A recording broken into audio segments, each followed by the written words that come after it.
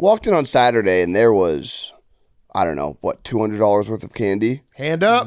Hand up. I'm going to say right now. The biggest bag of Swedish Fish you've ever seen, the biggest bag of gummy bears you've ever seen, sour watermelons, sour everything. Every type of candy. This was an all-time Super Bowl weekend. Yeah, can I just say that, hand up, this is because this has happened probably, I don't know, 25 times in my life where I am gearing up for a diet and then the couple weeks before I just go so hard in unhealthiness just to bulk up to the point where I can lose weight fast. I am in that phase. Yes, I think the actual order was $225 worth of candy.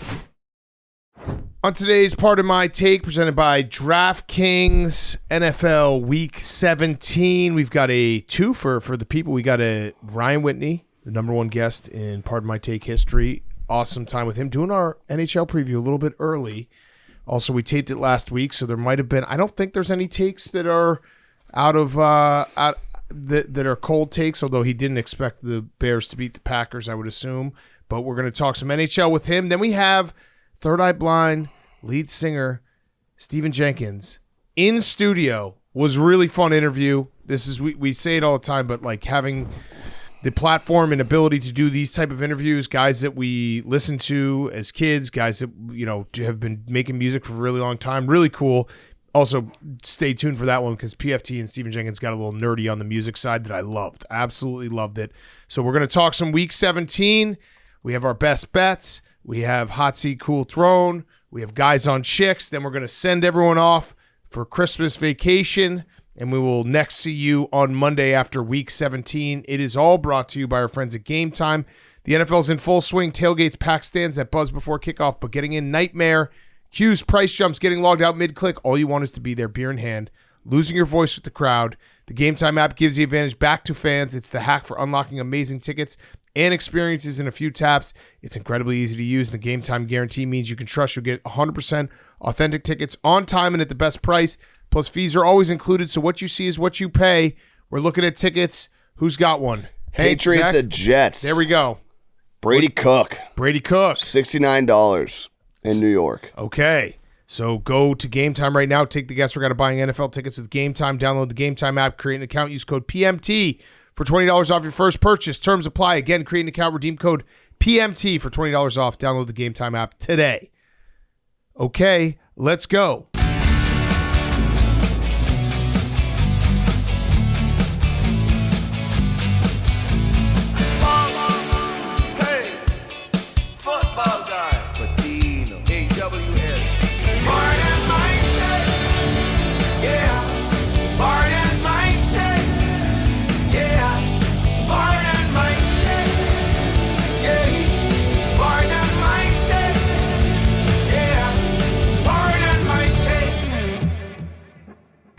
Welcome to Part of My Take, presented by DraftKings. The crown is yours. Today is Wednesday, December 24th, or Tuesday, December 23rd. I don't know when this podcast is being released. We're doing a little bit out of order today, this week. So we are sitting here. It's Monday morning, right after we recorded the Sunday night podcast. We're taping early because we want everyone to have an actual vacation here for Christmas. Phil Rivers, how did he do on Monday Night Football? I think he was beautiful.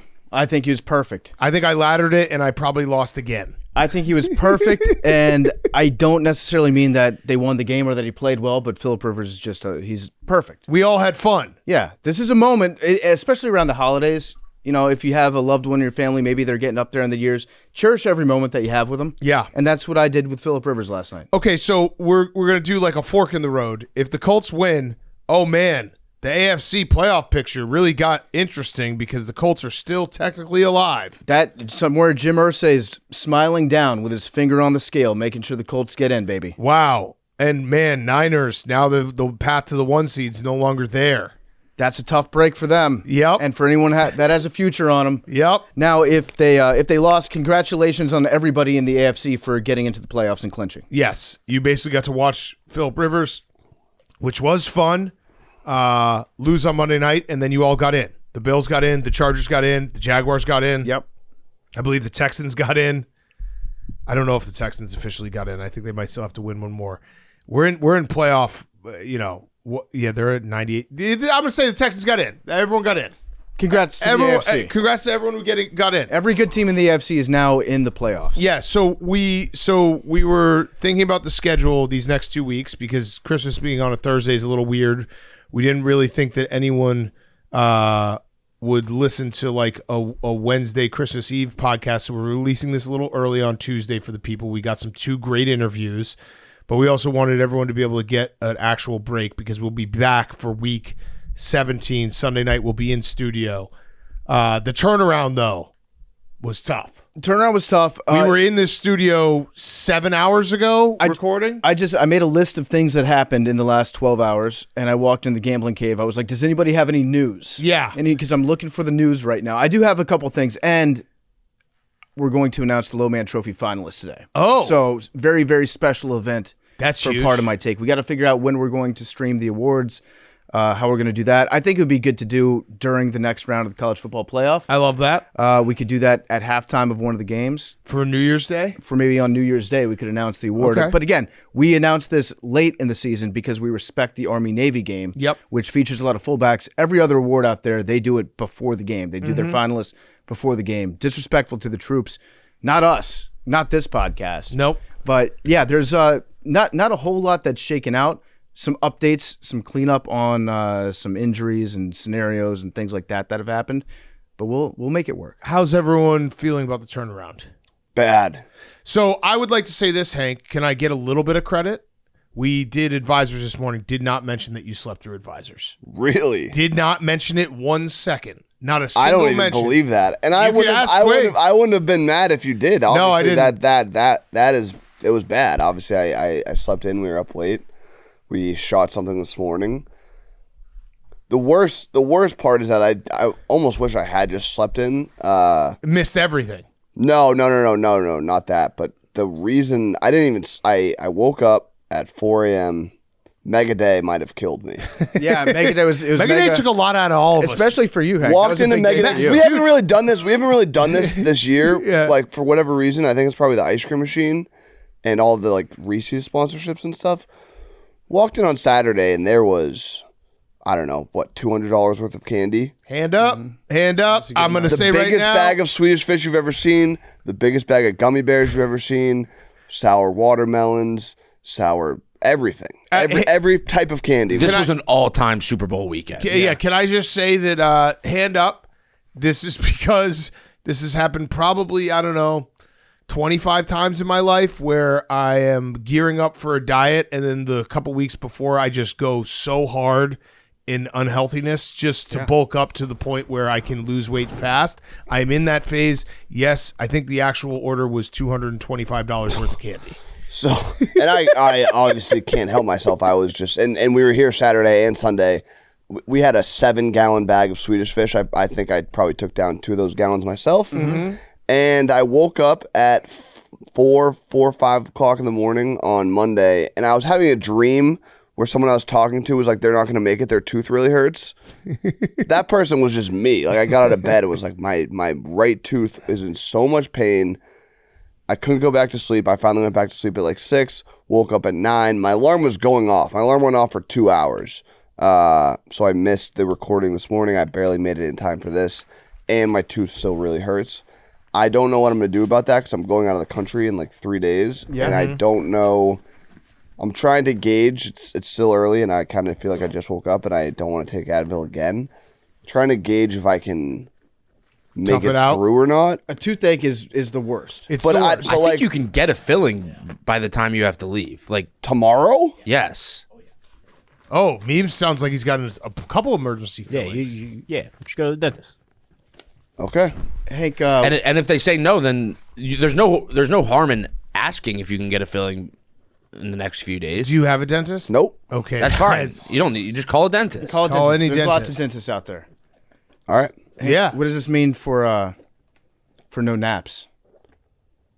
Sounds like maybe there was a nap. Was that technically a nap? No. I don't know. I don't really. This is. No. You're in a way better mood than I thought. Because when you slept in, it was like, oh no. He's got the cream, the oil Hank, cream. So I have this. It is It was in my backpack. It's toothache pain relief. Orajel. Yeah. It numbs up your specifically tooth. designed for you. The events that transpired this morning, we had advisors at 8:30 in the morning. Again, it was a quick turnaround, and I got in at 8, and I didn't see you here, and I was like, oh, that's weird. You're usually here first. And then 8:30 came around, and Jacob called you to see where you were. He said you didn't pick up. I was like, he definitely is still asleep. We're going to pretend it didn't happen. We're just going to move on and do advisors. And that sucks the tooth part. That's honor. I mean, that's one of those. I slept in. I was expecting to have gotten roasted on that show. I wouldn't have been mad if I had been. No. But didn't mention it once. It's Christmas spirit. I still think you're like fucking with me. You can go get Quigs. Go get Quigs. Get Quigs to verify. There's got to be. Swear to God. Gotta be, I actually am kind of shocked at myself. I don't really know what I was thinking other than Jerry, but that Jerry loves to hop on board with that. I don't think Jerry said anything because I didn't make I wasn't like, I said, oh, is Hank here? And Jacob said, oh, I called Hank, but he didn't pick up. And then I put 2 and 2 together and said, let's just do the show because we're on a tight schedule. But yeah, you hadn't done that in a while. I'd like to say credit to Big Cat for not bringing it up on the advisor, so no one's going to know about it. Correct. So this will be our little secret. Well, no, obviously, I don't think it's not something I'm trying to hide from. I feel shame about it. I feel bad. It's not good. Do you know who the real winner is here? Obama? Obama. No. Our boy Zach. He was walking around like the cock of the walk. He was like, oh, Hank's not here? Oh, he must have slept in. Zach, how many alarms did we have this morning? Nobody likes that feeling. Alexa, the Alarm Me, the traditional iPhone, and the bomb. You had 4. Yes. The bomb going off. You went quad alarm this morning. Yeah, unfortunately, the second bomb went off while I was in the shower full of shampoo, so I just tracked soap and water through my apartment to turn it off because I did get a noise complaint for that. Oh, Jesus. You got it written up? Here's Jerry. Yeah, Here's Jerry. Jerry, what happens go when ahead. you get it Put written on the up? headphones. Jerry, we just taped advisors. Did I at any point bring up Hank sleeping in? No, not once. Why? Did you? Did someone else? No. It's crazy. We did not. What do we think? We're rats? Yeah, we're not rats. Well, no, We don't say we've nothing never when you seen- leave the office to play 9. We don't say nothing. We ain't no rats. What are we doing here? We would never do that. No. When you go on tour with Billy Strings, we don't say shit. Nothing. Oh yeah, I assumed I had gotten. I'm actually roasted. shocked at myself. Like I might have to go to the doctor and be like, "What's wrong? You didn't say anything." I mean, we're talking about it right now. Yeah, no, well, that was a joke. Yeah. You were just so out of it this morning.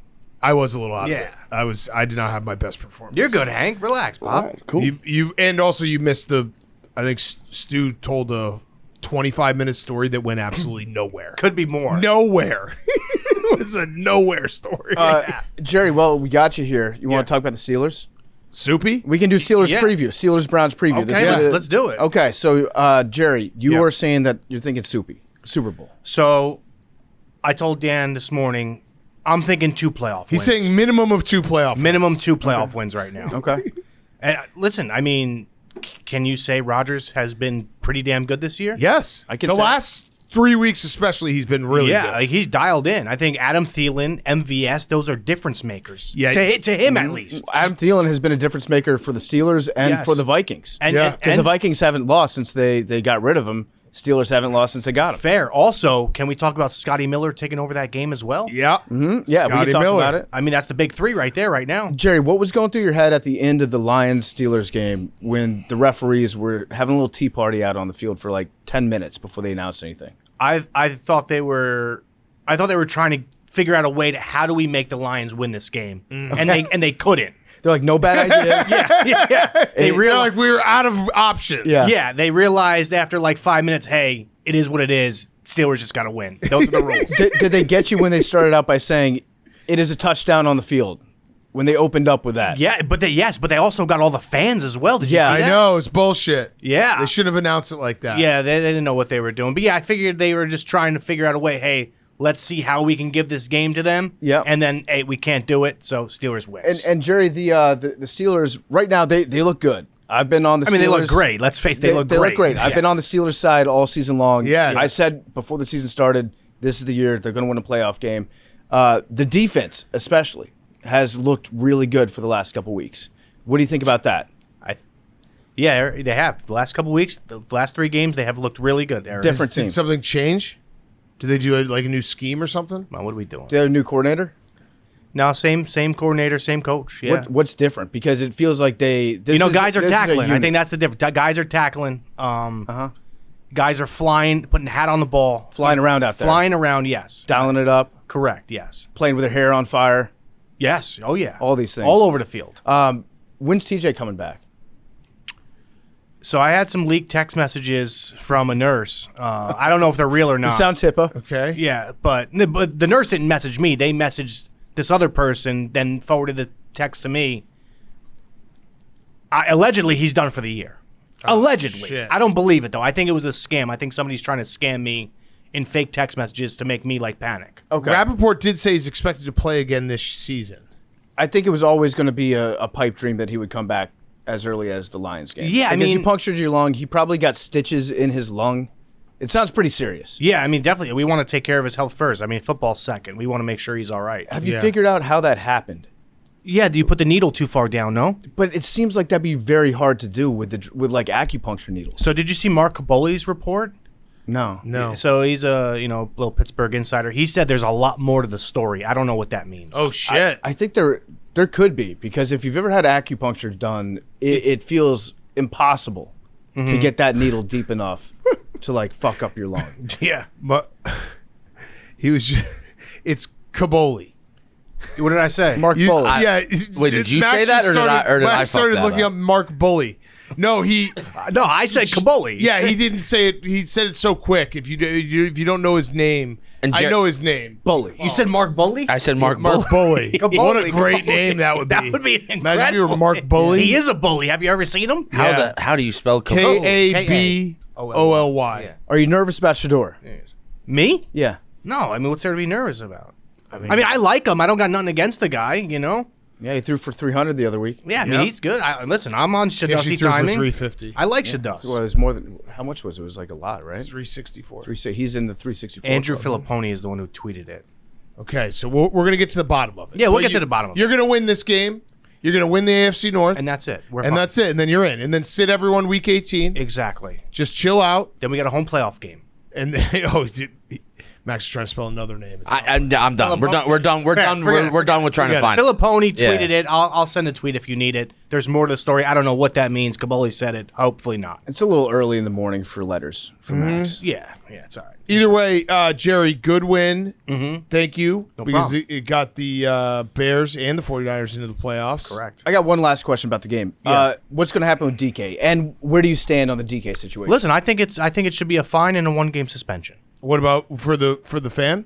For DK Metcalf. Yeah. Okay. You can't do that. You know what I mean? You just can't do that. That is just because it's like a split allegiances thing for you. You love the Steelers, yes, but you also love the you fan. are a fan. I'm a fan that would approach an athlete with a jersey and then get upset with him if the interaction didn't go so. Would you go government name though? That's what he did.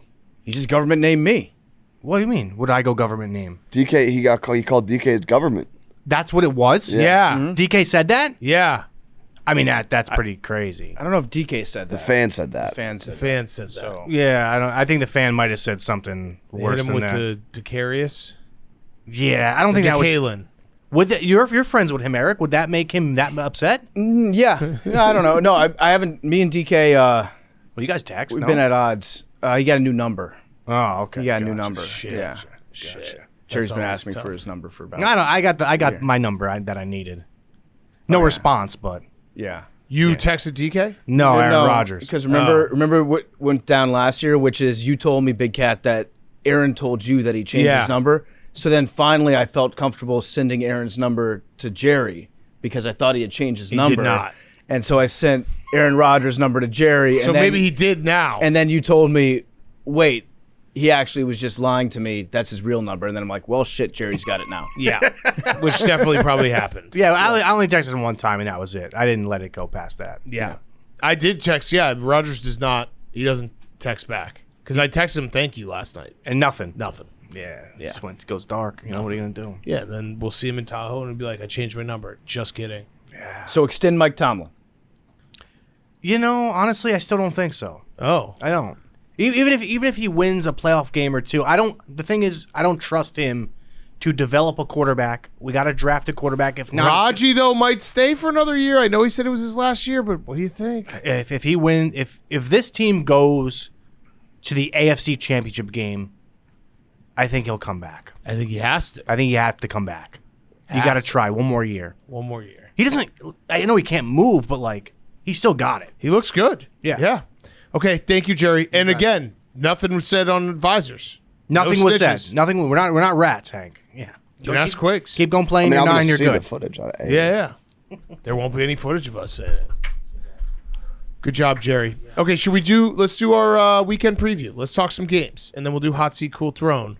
Before we do that, DraftKings, we also have some bets. By the way, boys, we went over on our touchdown bet. We did. We gotta pick up. We gotta pick that up. So DraftKings, the holidays are heating up on Pick 6, DraftKings' newest Should we give it to the booth? Yeah, we should give it to the booth. That's a good call. We can put our faces on the graphic, but give it to the booth. Their bodies. Booth, you guys figure out your 3 touchdown scores on Sunday afternoon and night. Holidays are heating up on Pick 6, DraftKings' newest fantasy pick'em game. Make your NBA picks for a shot to win big cash prizes this holiday season. Here's how it works. Just choose more or less on 2 or more player stats. The more accurate your picks, the bigger your payout. It's the kind of upside you'll only find on Pick 6, not those other pick'em sites. And it's available in most states, including Texas, California, Georgia, and more. New customers get $50 in Pick 6 credits with just a $5 entry on your first pick set. Pick play, cash in on holiday NBA action. Download the DraftKings Pick 6 app now. Use code TAKE. That's code TAKE. Play just $5, get $50 in Pick 6 credits. Ride the upside in partnership with DraftKings Pick 6. The crown is yours. Weekend preview is brought to you by our friends at Uber Eats. This episode is brought to you by Uber Eats, reminding fans that if football coincidentally makes you hungry, you can get game day deals on wings, burgers, beers, chips, and more all season long, all on Uber Eats. You'll love being able to get all your personal favorite game day foods delivered on Uber Eats so that you never miss a play. When football makes you hungry, get game day deals all season long, only on Uber Eats. Guys, we're, by the way, this week 17 Sunday, that will be my last day before I start the diet. So we got to go super. I think we start on that Sunday. On that Sunday? Max, that's insane. That's insane. There's so many Super Bowls. We have so. If I could, Max, the list of food that we ate this weekend would make a grown man. Oh, got to go one more Max, bang out. You know this feeling that you have right now? Disgusted with what you ate yesterday? That's the feeling that will kickstart you into a diet after we do one more Super Sunday. Correct. Yeah. Well, you can't start it on the Sunday, Max. No, That's insane. You cannot start it on a Sunday. Because then you're going to start out day 1 of your diet by breaking your diet. Yeah.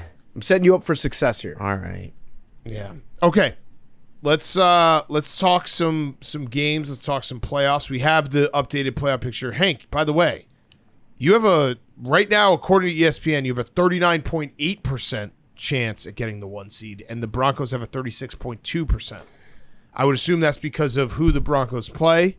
They have the Chiefs. They had a and the 7% Chargers. chance going into Sunday, so that's crazy. Yeah, so the Patriots have the Dolphins and Jets. They'll be heavy favorites in both games. So there's a chance, big chance. You have the best chance right now. Go Chargers. You have the best chance. Yeah, if the Chargers win on Saturday, that will be huge because that means they're going to try for Week 18 to potentially win the AFC West. And Memes is going to be thinking spoiler. You could spoil Memes. Memes tweeted 60-0. You can't. Yeah, today. we can't win. Brady Cook couldn't score a touchdown against the Saints. Yeah, that's true. Saints playing good defense though. Sure. Saints are the hottest team in the NFL. And then on the NFC side, it's a 47.6% chance for the Seahawks. And then the second and third highest chances for the 1 seed are actually the Niners and the Rams. Yeah, Niners are a little bit above the Rams right now. Yep. And we don't know what Bears happened are- Monday Night Football. Yeah, the Bears are 11.4% because like I was saying, it's kind of tricky for the Bears considering the fact that they'd have to win out, and part of winning out would then mean the Niners are not going to try in Week 18. Yeah, there's a lot of the what-if scenarios. Yeah, Week 18 again is going to be a rough one. How does this work, by the way, PFT? Do I just eat it? You should put it on your tooth. Oh, wait, yeah, you put it right, you squeeze it onto your tooth. Thank you. We're going to do the preview a little different today because again, it's Monday morning, so we're not going to go game by game. Some of these games kind of stink, but let's do this. If you had to pick one of the 3 games on Thursday that you're most excited for? It's not great. Preseason, it looked great. Cowboys Commanders. I mean, that would have been Dak Prescott and Micah Parsons heading into the playoffs. Jaden Daniels, can he do it again year 2? Yeah. Lions Vikings, the two teams that won 14 and 15 games last year. And then Broncos Chiefs, passing of the torch. Will the Broncos be able to take down the Chiefs? They're one game back in the AFC West. These were all the headlines in our heads in August when we saw the schedule. They're no longer there when the only team that is the Broncos are fighting for the 1 seed, but the Lions are they're basically dead. They will be playing for something. The other teams have nothing to play for. Yeah, this looked like the best slate ever when it came out. Yep. And now it looks like dog shit. I'm still excited to watch the Cowboys Commanders. I'm excited for any football. I'm excited for football, and I think that I don't know what the Commanders are going to do with the Josh Johnson situation. We might get Sam Hartman, who does look a little bit like baby Jesus on Christmas Day. Mm-hmm. Just seeing a new guy in the uniform would be fun. Yeah. And, I'm not really excited about any of the games. I'm going to watch them because it's football, and it's going to be on TV. Therefore, I have to look at it. I guess I'm a little interested to see what the Chiefs look like. Ola Dukin. Yeah. With not even full week. With Ola Dukin with 5 days to prepare. Holy shit. 4 days to prepare. 4 days to prepare. Yeah. The Lions, I think the Lions are probably going to be the hungriest team. Yeah, they have to. So the Lions have to win their last 2 games. The Packers have to lose their last 2 games for the Lions to be in the playoffs. Yeah, they have a shot at it still, kind of, but it's good that they're playing before all those other games. Yep. So we get to see the Lions trying full strength, and then Max Brosmer. And Max Brosmer. Probably. Or 9. Yeah, so do we have an update on that? I don't know. I just looked up. There's no update. Yeah, I don't think that anyone's had time to Too do anything. anything. It's too early. Okay, I'll just throw out some things that you can just take whatever you want. Jared Goff is 8-1 against the spread against the Vikings as the Lions quarterback. These two teams last year, remember, they played in week 18 and said, we'll see you in 2 weeks. Yep. Thinking they'd be in the playoffs. They're now the bottom teams in the NFC North. This just shows how the NFL is such a year-to-year league where if you're good one year, you can easily be bad the next year. Josh Johnson is Marshawn Lynch's cousin. He is. Yep. He also learned all the players' names last time he was on the Redskins by using Madden. I remember that, Old article. And Ola Dukin. We got Ola Dukin. Do we have any fun facts about Ola Dukin? He was selected by the Steelers in the 7th round, so he's a 7th rounder. He played at South Dakota State. He had a very good year there. And he's actually had like a kind of a tough, he went Samford, South Dakota State, Samford, South Florida, 7th round, practice squad, Chiefs. So I like that Ola Dukin. He seems like he's got some grit. Okay, so here's the list of teams that Josh Johnson has played for. He started his career in 2008. I saw a stat that he's thrown an interception to the Eagles in 3 different decades. That's incredible. He played for the Bucks, the 49ers, the Sacramento Mountain Lions, the Cleveland Browns, Cincinnati Bengals, 49ers, Bengals again, Jets, Colts, Bills, Ravens, Giants, Texans, Raiders, San Diego Fleet, Washington Redskins, Detroit Lions, Los Angeles Wildcats, 49ers, Jets, Ravens, Broncos, 49ers, Ravens, Commanders. That's the story of Josh Johnson. Wow. He's been everywhere. You can't tell the story of football without Josh Johnson. No, in fact, Josh Johnson is probably the most valuable guy to know for Immaculate Grid. Mm-hmm. Yeah, he played for, just when in doubt, always guess Josh Johnson. Yep. Okay, let's go to Saturday because this actually is a good game. Texans and Chargers. Chargers are still playing for the AFC West. Texans are still playing for seeding in the AFC South. 2 good teams, playoff teams. The Chargers, it's just like they don't get respect, and they're a good team. So they were playing like 3rd, 4th string tackles against the Cowboys, and they did very, very well against them. They showed up. The Cowboys didn't get a lot of pressure on Justin Herbert, which is kind of against the story of what the Chargers have been dealing with all season long. No quarterback has ever been sacked 50-plus times and won more than 11 games in a season. The Chargers have 11 wins, and Herbert's been sacked 49 times. So he's one away from that. They should do a celebration on the field next time he gets sacked. You're the first quarterback to ever get sacked this much and win this many games, Justin. Yeah. Stop the game for him like you would for Myles Garrett to celebrate that. But yeah, the Chargers, I think their scenarios are. Does Shane know the scenarios? Because our didn't guy even know Shane they were alive in the AFC West. Is a massive Chargers fan, and he did Not a lot. No, he knew they were live. He just didn't know that they controlled their own destinies. So he did not know any of the scenarios. You have to know the scenarios. Although I do appreciate like we're taking it one game at a time mentality. That's for the players. The fans, you have to be prepared. He said, playoff math too confusing for me to comprehend. I just look at playoff picture and do mental math.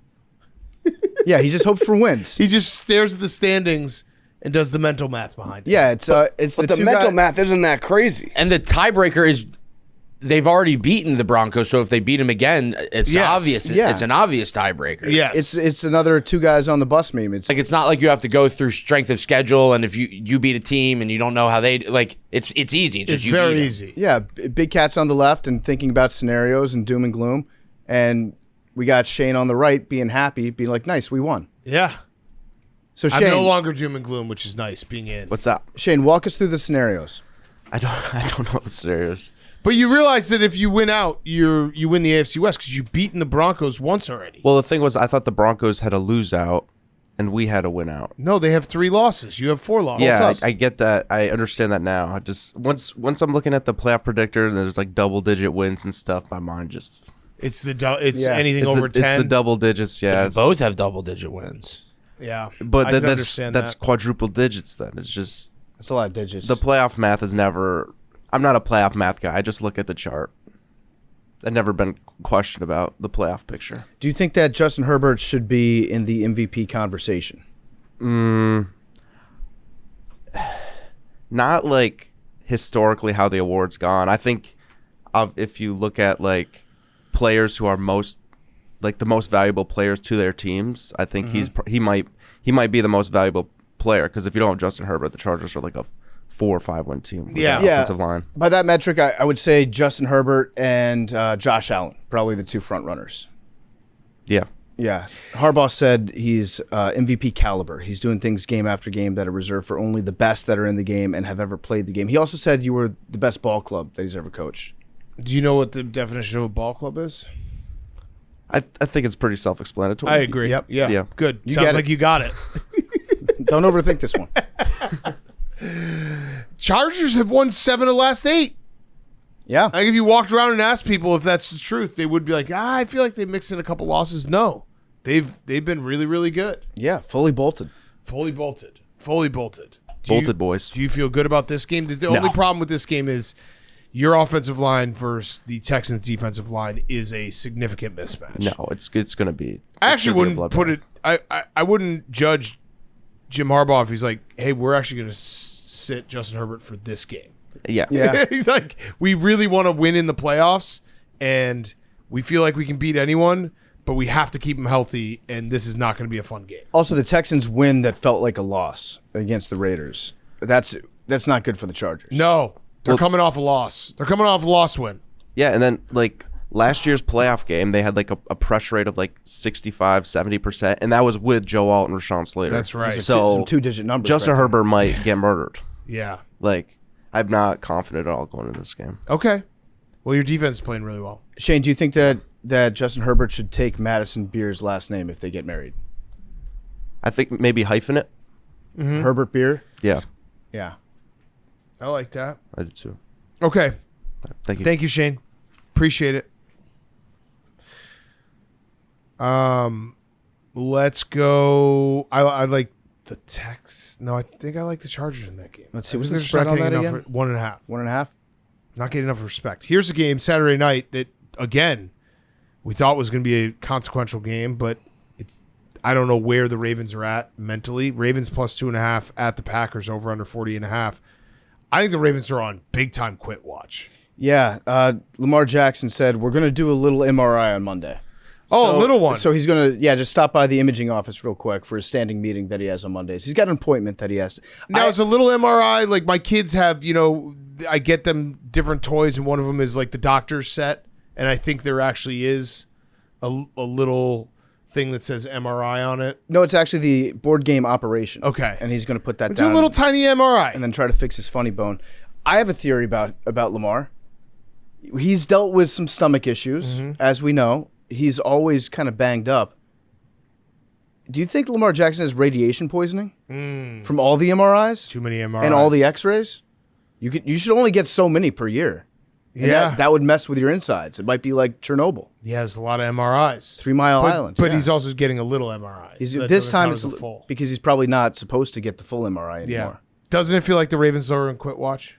Yes, it does. And the decision for John Harbaugh not to run Derrick Henry in the last 12:50. So he scored a touchdown to go up 24-13 on the Patriots, and then he never touched the ball again. That one made no sense. I agree. And I've seen some of the feedback from our show on Monday. Ravens fans are very much in the camp. It's time to move on. Yeah, and Harbaugh even admitted that it wasn't like a performance thing with Henry. It was just a mistake that he made. Yeah. He said he should have been in there. Yeah. That's on you. And I thought that we got through this, John. I thought that it was like you get Derrick Henry because he's the biggest guy on the sideline, so you can't forget about him, and you can't forget to run the ball. And he did it again. But yeah, I think Ravens fans they're receptive to Memes' offer. Yeah. But it's more Harbaugh. I think Harbaugh's going to be gone. Yeah. Feels I don't think that you can have both of them back when you have a superstar quarterback that is your franchise and you have a long tenured head coach and they seem to not be seeing eye to eye. Mm-hmm. That's going to mess everything up inside that locker room. And I think one's got to go. There are now a couple teams where you could point to and say, did they screw this up by letting this guy walk out the door? The big one would be the Bucs letting Liam Cohen walk out the door, just fire Todd Bowles and make him head coach. Mm-hmm. But there's a sneaky one in John Harbaugh and Mike Macdonald. Yeah. Because Mike Macdonald's been a very good coach, and that might have been the move. So the Ravens, I can't remember the last time this late in the season that the Ravens had a losing record. Yeah. What was the year when Snoop Huntley came in? I mean, Lamar's been hurt a lot, and they're just always so weird. Yeah. I don't really understand it. I think the Packers are going to win this game. I really do, because I just think the Ravens, like, they don't.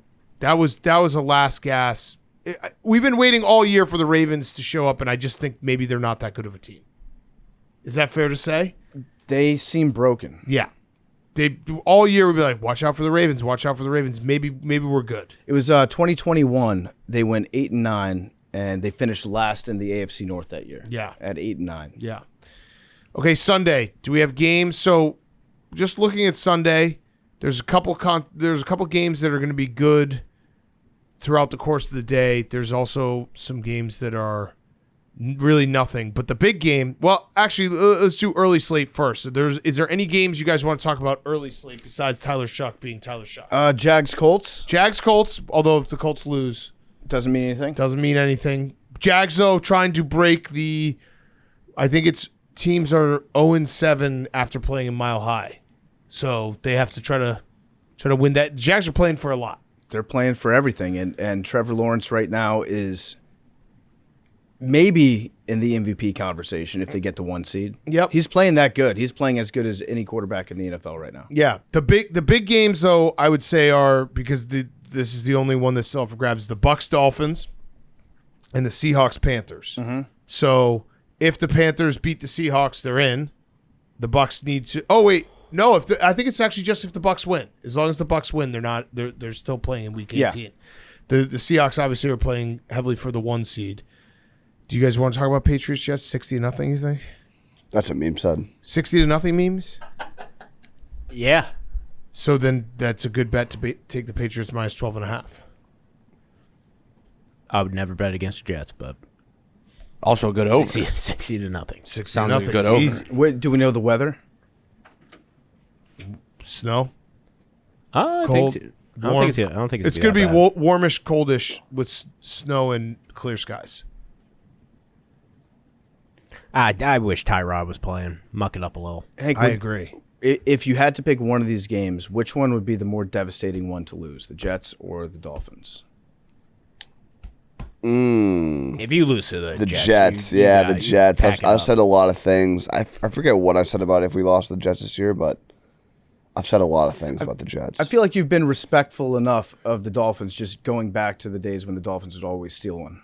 We've lost to the Dolphins week 18 like 10 times in my life somehow. So that would be less surprising. The Jets would be more devastating. Mm-hmm.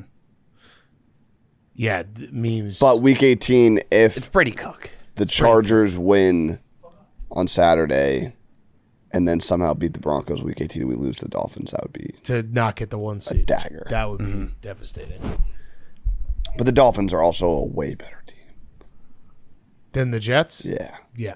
That's pretty much Memes, are you going to get an interception? The Jets don't have it. They Get don't have one, Memes. They don't have an interception this year. We got to get one. That'd be as good as a win. Okay. One pick. One pick. Okay. We were watching the game in the studio, and I was just cheering for an interception the entire game. You got to get a pick this year. I kind of also like inventing new stats for sucking. So That's true. That is kind of a fun one to when people hopefully someday when the Jets are good and you have to explain to someone, like imagine if the Jets are just a dynasty in 20 years from now and you have to explain to people, hey, this is how bad it was. It would be nice to have we went an entire season without an interception stat. or like we went 2 seasons without an interception. Oh, you're thinking next year too. Yeah, there's no end in sight. Have it carry over so that way you can start saying like how many days it's been since your last interception. The 49ers just set this record, and we just broke it. Yeah, I mean It's this current 49ers team. you've got two. You're locked in on 2 separate first overall picks Yeah, in the draft and in the football season. yeah. You can do it, Memes.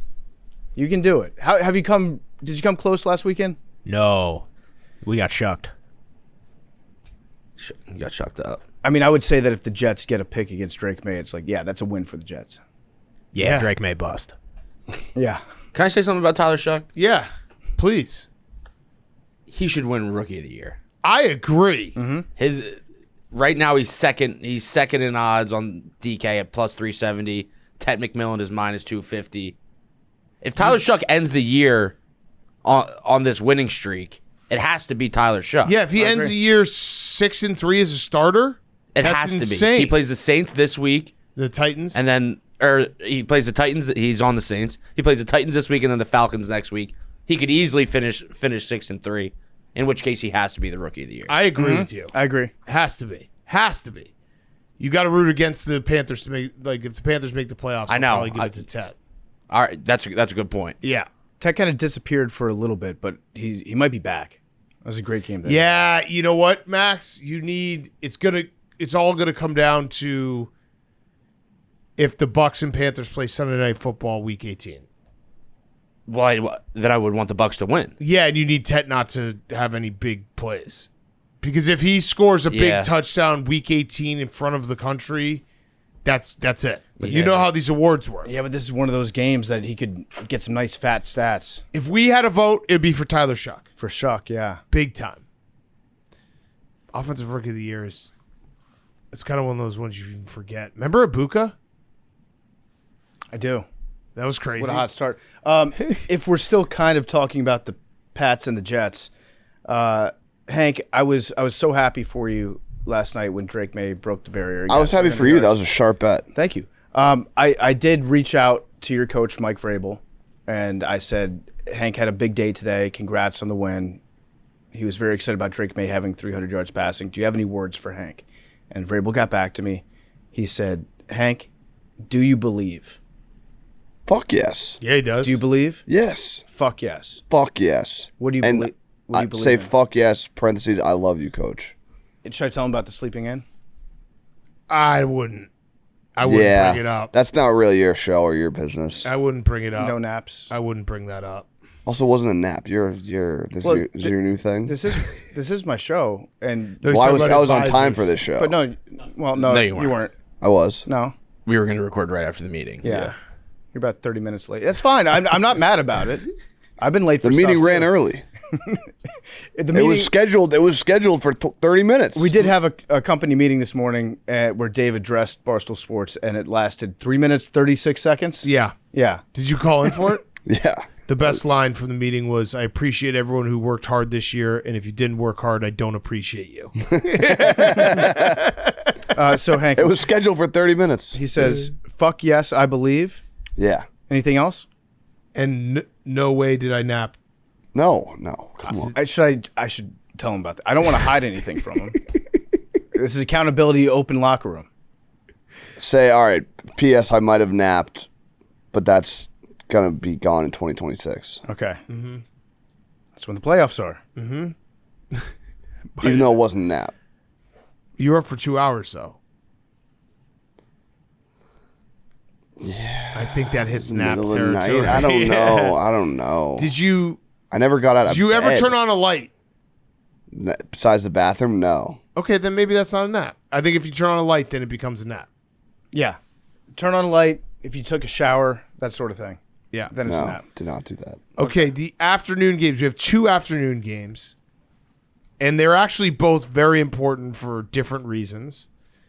The first one is very important. Giants at Raiders. This is the number 1 pick bowl. This is the toilet bowl. I like this. This is going to decide where these teams draft. It's weird too because the Giants, if the Giants get the number 1 pick, there's no world that they don't. They keep Jackson Dart, right? Yes. Right? Yes. Are you sure? Yes. But Unless it's a new GM. that's what I'm saying. If you have the number 1 pick and you're a new But GM no. that gets hired, or is there a chance you pick your own guy? I don't think so because I think one of the things they'll ask anybody that wants to be the GM, what do you think about Jackson Dart? And they're going to be looking for somebody that is attracted to the position because of Jackson Dart. Now, also, not because they want to change it. Also, the person can just lie and say, "I love Jackson Dart." That is true. I would keep Jackson Dart. I'm just wondering because it does take a little of the luster out. It would be a lot more fun if this game was Giants Raiders. Both teams are looking to draft a quarterback. We can look back in 10 years and be like, that game was actually the most important game for butterfly effect. Future of the NFL. Well, what might happen is the Giants might beat the Raiders. They get the first overall pick. They don't want to take a quarterback, and then they make the Raiders trade them something to move up to the first overall pick. Wait, no, it'd be the other way around. Raiders. Oh beat the yeah. Giants. So Raiders beat the Giants, and then the Giants have first overall pick, and then they make the Raiders give them another draft pick to move up, or Max Crosby, and make the defensive line insane. They should just do a chop. They should do. Isn't that a poker thing where they just agree before the game? Hey, let's just tie this game. No, wait, no, that would actually keep the Giants. So no, they need to do a chop where the Giants say, "Hey, whatever happens, we're not going to take a quarterback." Yeah, a tie is as good as a loss for the Giants in a good way. And the Raiders can say, "Hey, whatever happens, we're going to take a quarterback." I also kind of like the idea of going into a draft season where you don't know who the number 1 pick is going to be. Yeah, where like the New York Giants are open for business. Yeah, and then the other one, Eagles at Bills. Max, how are you feeling? On paper, this game should be super exciting, but there's just like not that much to play for. Yeah, I kind of agree because I was actually going through the feeling of I was getting all hyped up for the 49ers, and then once the Bears officially clinched, yes, obviously the 1 seed still would be awesome, but it definitely takes a little pressure off. You're like, hey, the important games are coming up.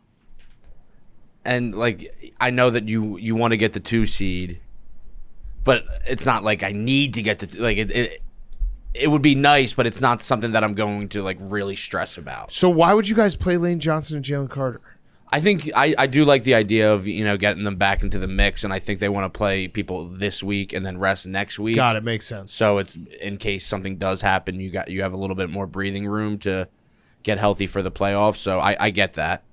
Max, how did you feel at the start of the season about picking up Jordan Davis's 5th year? I was leaning towards we should probably do it. Mm-hmm. He got a lot more expensive this year, and you got to bring him back. He's been so fucking good. Yeah, fucking Howie. Howie did it again. Yeah. I think you gotta want to win this game. You gotta really try. Mm-hmm. This is a great measuring stick. It could be a snow game too. Yeah. Which would be awesome. That would be fun. Bring back Shady. It is weird we only have 2 games in the afternoon on Sunday. Schedule makers do that. That's crazy. Crazy, right? That's yeah. we're gonna need to find some obscure sports. Yeah. And then Bears 49ers Sunday Night Football. I'm excited for the game, but it does feel a little different now that the Bears are in, because I had been playing for the last month a doomsday scenario of the Bears winning 11 games and not getting in, but they are officially in. PFT, I know you asked this on Sunday, but I found out the answer for you. Luther Burden was the one who dubbed Caleb Williams the Iceman. Okay, all right. So it was a given in the locker room. In-house, I like that. I like that as well. Because it's a good nickname. I didn't want to hate it, but I needed to find out because if Caleb had started calling himself the Iceman, I would have had some questions about that. But that's great that it came from his teammate. Now, the last Bear to be named the Iceman, because there was one previously, was Red Grange, but it was because he literally delivered ice as his job, which is so perfect.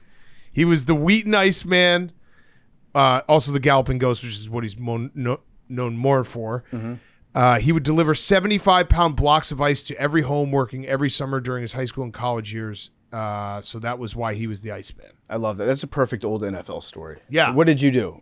I drove an ice truck. How did you get the name Iceman? I literally delivered ice. Yeah. Joey Bosa would like to drive an ice truck too, I think. Yeah. He would. But I don't know about this game because we haven't seen the Niners play in Monday Night Football yet. But they need to figure out a way to get after the quarterback. Maybe Monday night cured them of that. Maybe they finally get some sacks in on Phillip Rivers. And we're able to tune that defense up. That would be my take on the Bears-Niners game. I kind of like the over because I don't know if either team can get to the quarterback. Yeah. Because the Bears struggle with it as well. Although, I've been impressed watching Montez Sweat. And Grady Jarrett's been playing very well, which, he was, there was a time where it was like, oh, why did we sign him? He's washed. He's been picking it up. I know people won't believe me, but I've really enjoyed watching this Bears team. They're fun. They are fun football. I find myself rooting for them. The city is so much more fun when the Bears are good. It's buzzing right now. Everybody's in a great mood. The city is 100% buzzing. It makes winter not feel as bad. Yeah. Yeah. So that will be Sunday Night Football. We will be streaming. We're going to stream Sunday, and we will stream Sunday Night Football. I guess we can also see if there's a change in any of the playoffs and everything. If things get a little clearer and the game is even less consequential, maybe we won't. I don't know. We'll let everyone know. But that was our weekend preview, Week 17. We're at the tail end. This is right when I'm just fast forward to the playoffs. Yeah, because there's really not a lot. I'm really glad that we don't have to record anything on Christmas. Yeah. Because we talked about doing that if it was going to be the Cowboys and the Commanders and both teams were good at the start of the year. When the schedule came out, our plan was we got to record something because this might be in the playoffs kind of game. Yeah. Thankfully, nobody gives a shit about this game. No, it's actually a really good point. I remember having that conversation, doing an update of those Christmas games. Yeah. would have been something. Okay. Let's do our best bet. Best bets. Do we have Jerry's Fantasy Minute? Did he send it?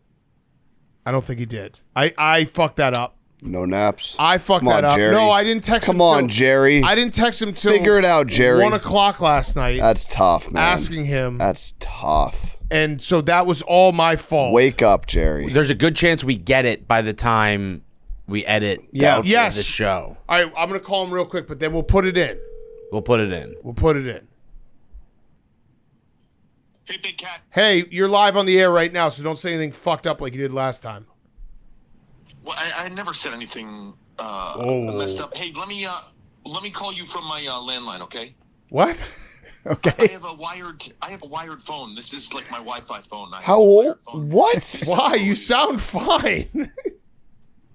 Let me just call you. I'll call you in a second. Wait, but I was gonna say you could send the Fantasy Minute just as long as Max gets it by tomorrow morning.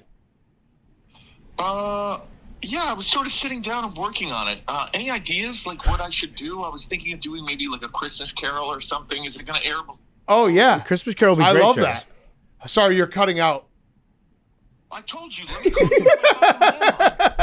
I have a landline. I'm going to call you right back. Hold on one second. Who has a landline? I didn't know they still existed. What does he pay, $60 a month for a landline? I actually didn't know you could get one. That's insane. I would love to hear what his answering machine is. Yeah. Probably a sing-along for that. We should just randomly prank call his house. Yeah. All right, I'm getting it. Hey. Yeah, do you hear the sound quality? No, it's That's actually way worse. What? No, that's not possible. It's got to be better. Are you on a walkie-talkie? You sound like you're in a submarine. Really? Yes. Oh, I have a landline just in case I have to do like media stuff on the phone or stuff. Well, you can use your phone for that. Yeah, but then I have to go to like a park area where there's better Wi-Fi. I just don't get Wi-Fi at my house. I don't have 5G at my house. Okay. All right. Yeah. So a Christmas Carol would be great. Yeah, I'm gonna try and come up with something. How are the vibes there? Everybody on like cloud nine? Everyone's good. Mm-hmm. We're a I little can't tired. get over how much worse this It's so much is. worse. So much worse. It's so much worse. That is crazy. All right. That's crazy. Are we gonna make this fantasy finals? Guys, we need we need some points out of Jawan Jennings. You know, it's so funny. I didn't want to say anything. It's occupying my everything, guys. It's occupying my soul everywhere I walk. My wife, I've been like, yesterday we got into a fight, and I was upset with her, and she was like, "What's going on? Are you not going to make this stupid part of my Take Fantasy Finals?" And she was right. I was on edge yesterday because this is occupying every fiber of my being. We need a night out of Jawan tonight. Okay. Jerry, do you remember what happened last year in our semifinals? I think it came down to Monday Night Football, didn't it? It came down to Monday Night Football, and it came down to them not. Remember, we needed less than a point, and we needed the extra point, and they went for 2. Yeah. Green Bay. Yeah. We can't have that again. All right. So just sending out good vibes to Jawan. How do you say it? Is it Jawan? It's spelled. Yeah, Jawan. Spelled, It's nuts that this phone sucks so bad. It is kind of crazy. that is really. Are you sure? Yes, you'll hear it back and played in the show. All right, Jerry, we love you. Thank you, All right, see you and guys. we'll see you later. Okay. All right. Congrats to everyone except PFT. Thanks, Jerry. That was a hang up. Yeah. It's a Jerry. Have yourself a Jerry Little Christmas. Yeah. I don't need the music memes. I don't need the music. Just start the clock. Hanky to the world, the Pats have come. Let Diggs out of that fucking blue tent. May finally hit 300. It's a stat that no one cares about. It's all in your head like Tiffany Gomez. It's all in your head like Tiffany Gomez. It's all in your head like the hanky toy and Tiffany Gomez. Maxie, you have no O-line. Your team does whatever AJ wants, and you'll always be dysfunctional. Big cats thinking soupy. Big cats thinking soupy. You should have never won that game. I need to bring you down to reality. Now that Netflix is paying you, maybe you can finally afford to get Electric Avenue back. Sleeping hanky peace. Happy holidays, AWLs. Love you. That was a terrible phone. It was awful. The fact that he has a landline is just so funny. Only Jerry. Okay, let's do our best bets. As an adult, have you ever had a landline? No. I think I had one. Absolutely not. I think I might have had one in my college apartment. Nope. My first one. Nope. That's also not real adult. Yeah. Yeah, no, Good there's point. no way I've had Good point. As a real adult, as a real boy, I've only had cell phones. Should we get landlines? It's kind Nope. of prestigious. Maybe one for the Studio? studio. I think would be sick. I think a red we one. would never use it. But what if we gave like just certain people the number? Like you can call at any time. Yeah, the hotline. If you have a red phone, it does add an element of mystery to it. I It's kind of like, want that's a an landline important now. phone. I also am thinking about like when my kids get to the cell phone age and trying to resist that, like giving them a landline, being like, you can still talk to your friends. Yeah. Being that guy. They'll love that. Yeah, they'll definitely be so pumped about that. Like, Okay. where are the apps? Yeah, they'll be upset.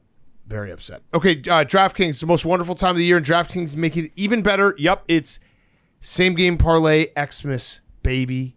The season of extra. DraftKings Sportsbook is handing out holiday cheer like Santa with a parlay slip, and you're going to want to get in on this. From December 22nd through the 25th, DraftKings is giving you a brand new, extra generous offer every single day. That's right, 4 straight days of promos, so you can slay your NBA and NFL parlays. You wake up, check the app, Boom. A fresh gift from DraftKings waiting for you. No wrapping paper, no batteries required.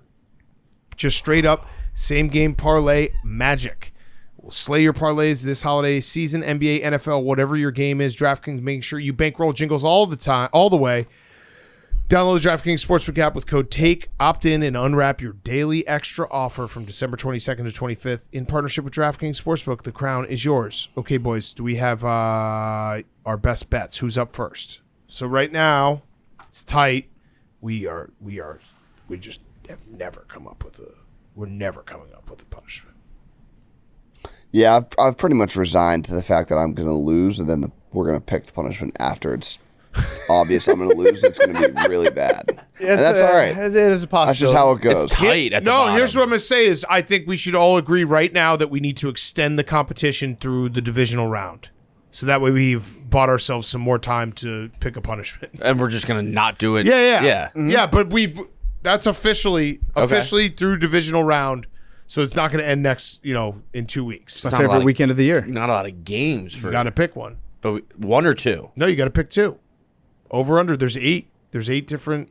There's more than enough. What if we extended it to you have to pick 2. One has to be either an over under or a spread, and the other can be a prop that's priced at about -110. But we have enough. We have enough games. We have enough games. Yeah. Okay. There's 4. You're going to end up picking something you don't. Yeah. If you go last, that'll be tough. Yeah. We can also what we can do is for the playoffs too. If there's any Max and I could be ahead of to the point where we're safe, and then we'll just stay out of the competition. Well, we've always done second place and last place, right? Except last year. Except last year. So we need to decide on that. Just a bachelor party. Oh, that was a great punishment. So this is just going to end up being, how do we find a way that Max is the only one that gets fucked every year? No, second place and last. We've always done I've gotten second place. I got last. He's right. It was only last, and then I'm going to get second again this year. He is right. I didn't even know that when I brought it up. I think that Max. We can't. Regardless, we can't just make this the Max rule of whoever finishes second place and whoever finishes in last. I think that's fair. But we didn't do that last year when I came in last. And now that I'm going to get second, we're going to bring it back.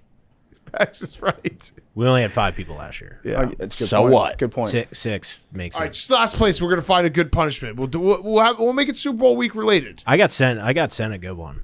Oh, sleep at Alcatraz? You fly to the Super Bowl. The opposite way. Oh no. So you'll be in London for no X amount of hours. You can't leave the airport. Yeah, I don't like that. Oh, and you'll be in Asia. I don't like that. Although if you get first class, it probably wouldn't be that bad. You just sleep the whole time. Well, you do second place, first class, last place, last seat in the plane. Coach. That's a bad one. Okay, we've done a bad job. Sorry, guys. We've done a bad job this year. Picks. Who's up? PFT's up first. Okay. I am going to take... It's a game. It's a football game. You want me to go? No, I'm going to take the Packers, 2.5. Okay. Love that. I will take the Denver Broncos. I'm going to fade Oladukin. Denver Broncos minus 12.5. I will take... I'm going with my heart. Probably not smart. Hopefully they don't fart on themselves. I'm going to take a ball club. Yeah. I'm going to take a ball club. Yeah, you will. San Diego Chargers minus 2.5. Wow. That's a San ball Diego, club. baby. That's a ball club. Okay, memes. They should be San Diego. That's so fucked up. It is. Mm-hmm. Memesy. I don't want to say mine. Say it. I don't want to say it. Say it. Take the Jets. No. Say it. He's going to take the Patriots. No, you can't take the Patriots. I can't. I'll just go Cardinals, Bengals over 53.5. Okay. That's good. I like that one. I like that one, too. Yeah, I like that one. I'm riding the hot hand. I'm going with the Shuckster minus 2.5. Love that. Love that. I would like to do over in the Texans Chargers game at 39.5. Okay. And then you got another pick. And then I would also like to take the Jaguars minus 7. Okay. All right. Max, coming back to you. I am going to take...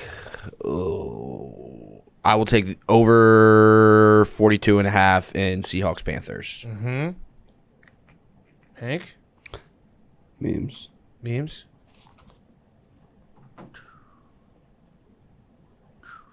49ers minus 2.5. Ooh. Okay. I will take the under in the Bills-Eagles, 44.5. I like that. Might be snow. Yeah, I like that one. I think the over in the Bears, 49ers, 50.5. I fucked up. I really like. I think I'm gonna bet. I think I'm gonna bet the Raiders big.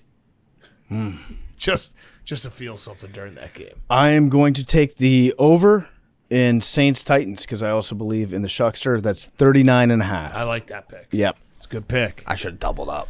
Should have doubled up Yeah. on the Shuck. You don't really believe in Shuck that much. All right, Booth. What do you got for us? So this is for Thursday's games? No, Sundays. Oh, fuck. I told him that. I'm going Theo Johnson. Zach, you go. Okay. Tight end score against the Raiders. Okay. I'm going to go with Jackson Dart. Wait. Jackson Tart. I told Zach to pick one of the other games. All Giants touchdown parlay. That's not good. I told him I was going Theo Johnson, pick another game. I don't hate it. I do. That's fine, though. We can't do 2 touchdown scores. No, you can't. I'll change it. No, not yeah. I'll change it. We Right. never do that. I'm going to go Dallas Goedert. Okay. Why'd you say get fucked? Do a bear. Do a bear. Do a bear. Colson Loveland. Yep. We'll go Coastal Loveland. Okay. You like that? You had another bear? Do we think Caleb gets in? You like the Iceman? Zach, is that your pick? Good plus. You got to say your pick. Yeah, say what you want your pick. Okay, I'm going to go Caleb Williams. All right. That was actually really good. That was growth from you, Zach. Thank you, sir. You stood up for yourself. You made your pick. This one's going to be juicy. This will be a bomb. This one's going to be a bomb. This will be a bomb. All right, real quick, hot seat, cool throne. Hank? Yeah, my hot seat is Ed Cooley. Yeah, we forgot to talk about that. That was crazy. He threw a water bottle at a kid. Yeah, yes. He threw a water bottle at a kid. What is kid? What? Child? It's child. Or because kid could already be a Underage. college kid. He threw a water bottle at a kid. He was mad at the end of the game and he chucked the water bottle directly into the stands and it hit like a kid and a mom in the second row. How is he not? Is he in trouble? He should be. I mean, It like slipped out of his hand. it's a funny video. It's not like I don't know that slipped out of his hand. No, it did because look, he He's was like been trying to suspended throw it one up, game. and it went down. that accidentally hit a child. Yeah, that's insane. If a player did that, they would be in a lot of trouble. It's a toddler. It is a toddler. It's a baby. It's a baby. He hit a baby with a water bottle. It's a kid in his mom's lap. Ed Cooley hit a kid. It's about as bad as it can look.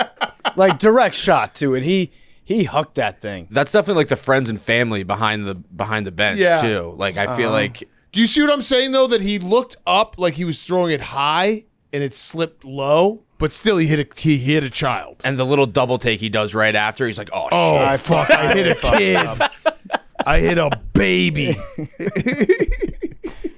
I agree. You got to throw that. You got to put some altitude on that throw. Feels like it's not going well for Ed Cooley at Georgetown. Providence fans gotta love that. Oh my Yeah. gosh. Oh my gosh. I might have been wrong about Ed Cooley at Georgetown. I thought it was going to work. Yeah, it has not. And then your cool throne? My cool throne is, I guess, LeBron YouTube and Internet Invitational. More LeBron. He is trolling at this point. Like he's turning golf into his whole personality. It's kind of gross, honestly. Yeah, you would never. He was asked about like a player or something in a trade transaction in a post game press conference, and he just said, "I don't know, man. I just watch YouTube golf now."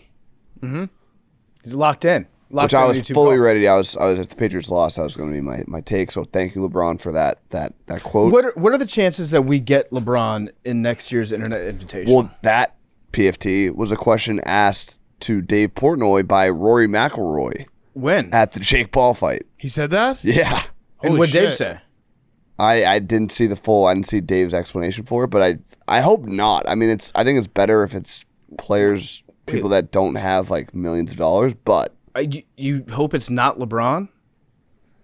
It's just going to turn into do you think it's just going to turn into a celebrity event? No, I don't want it to do that. You're right about that because I think it's better if you have a lot of the YouTube golf personalities that you know them if you're in that community, but they're not like independently billionaires. And $1 million is a big deal. But Hank, what if you got paired up? What if you played against LeBron? Well, Hank's not.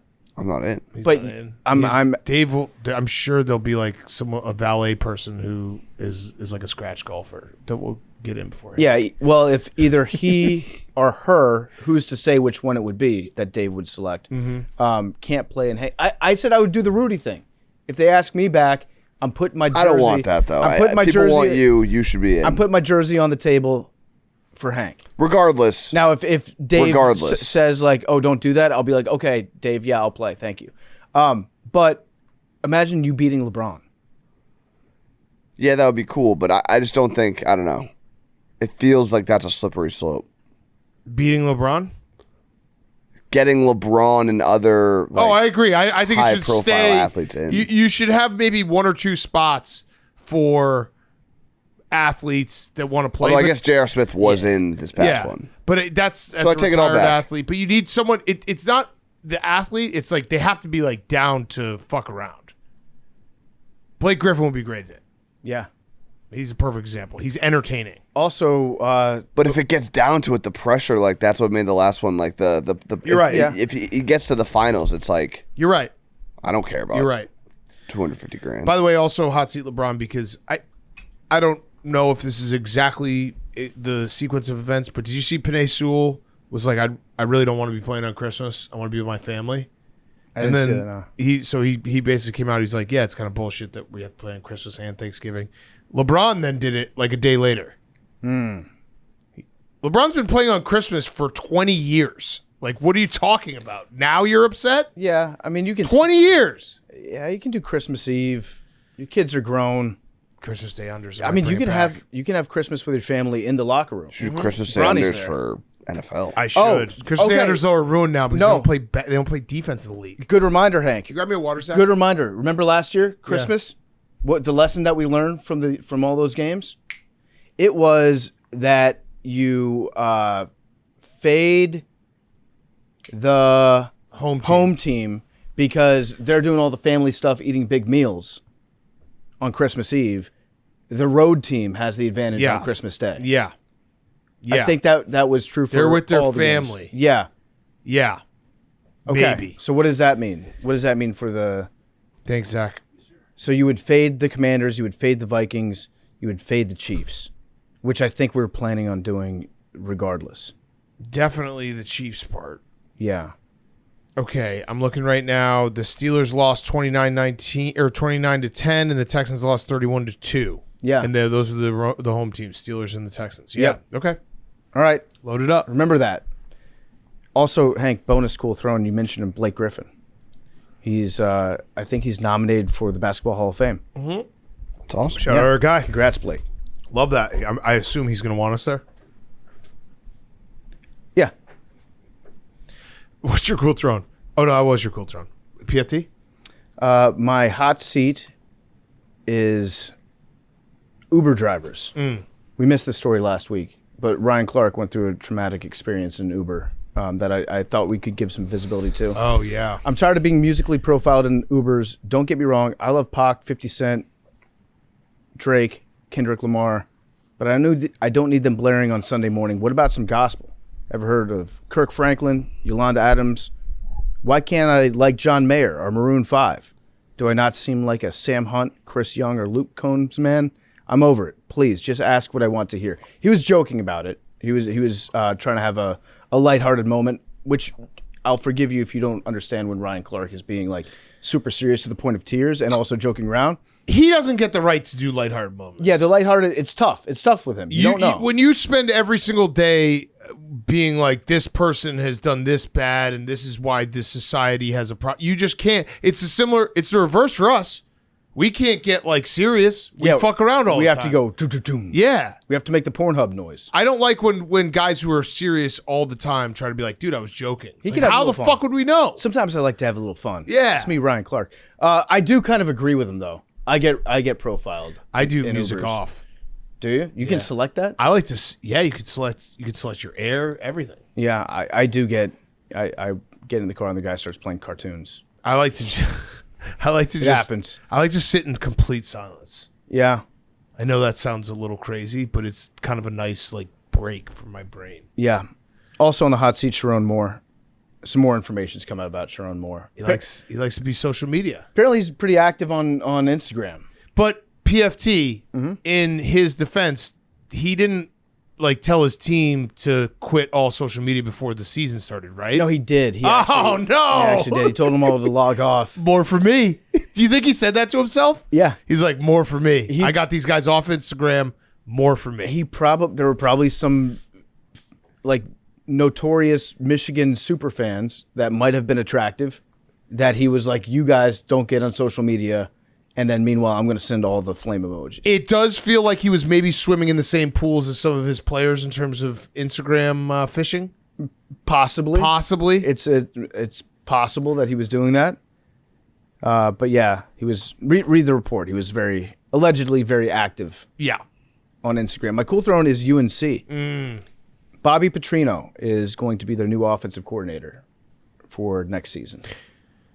And I think that's a great hire. This is fun. That Bobby Petrino, a man of character, can get in, clean up that locker room, and really change it from being a circus into a run-of-the-mill, workman-like professional football organization. Do we think there's a chance that maybe they put in a clause that he can't bring his motorcycle? I think you have to let he's not going to be the same Bobby Petrino if he doesn't have the motorcycle. But still, that feels like keep your eyes peeled, Bill. Don't let Bobby Petrino. He likes to take his hog out. He does. My other cool throne, I mentioned it earlier, the Lowman Trophy. Yes. So I have the nominees. All the voters have been polled. Shout out to all the fullbacks and members of college football media that have responded, that submitted their nominees. We've got a great list on the committee of people that watch a lot of football, know the position of fullback. We're talking fullback Hall of Famers, Mike Allstott, Lorenzo Neal, John Kuhn. The list goes on. All members of the committee, they've submitted their nominees. Right off the bat, we have another Michigan man, Max Bredesen from Michigan. Great season from Max. We've got Truman Wehrmeyer from North Dakota State. Okay. There's always a fullback from one of the Dakotas in there. Love that. Rusty Van Wetsinga. Winner. Excuse me, Rusty Van Wetsinga the fourth. Winner. From Central Michigan. Our guy. Drinkle. Love Coach Drinkle. A fullback respecter, and that is the most fullback name on the list this year. Then we've got two guys from Navy that both got multiple nominations. Alex Teska from Navy, and a name that you might remember from last year, Eli Heidenreich, whose last name translates to Argentina, also from Navy. Eli Heidenreich is a bit of a controversial nominee. I thought he was deserving of it because if you play any position at Navy, I think that you could technically be a fullback. Yep. He was listed as a wide receiver this year. He ran the ball a bunch. He's a great blocker. If you watched him last year and this year, you know that he's definitely in the fullback community. So again, those names are Max Bredesen, Truman Wehrmeyer, Rusty Van Wetsinga IV, Alex Teska, and Eli Heidenreich are the five nominees, the five finalists for the Lowman Trophy presented by Chevy and the Chevy Silverado. Love it. And we love recognizing college fullbacks on this show. Okay, so we're going to announce that sometime in the next week or two. Well, I think during the bowl game streams, yeah. Yeah, so we'll figure out the details. We'll let everyone know. My hot seat was also going to be Sharon Moore, so that's him. Yeah. I need all the stories on it. There will be more. My cool turn is the NBA. Christmas Day NBA. We talked about the NFL. Yes, we're going to watch NFL. Sneaky kind of an awesome slate. Spurs Thunder. Love it. Starts with Cavs Knicks. Spurs Thunder. Mavs Warriors. So you get to watch Steph Curry.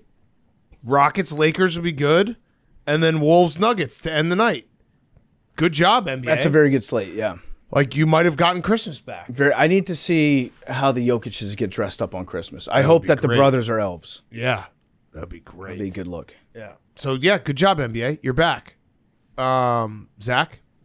My hot seat today is going to be the rest of the world because Team USA is just full of absolute heaters when it comes to baseball. Oh, Okay. Absolute we got the heaters. roster out. They got the roster out, yes, sir. Let's go. Let's hear it because Japan would probably be good too, right? That should have been some of the terms from Shohei's investigation. The Department of Justice should have been like, you have to become an American citizen and play for Good us. Team USA. Yeah.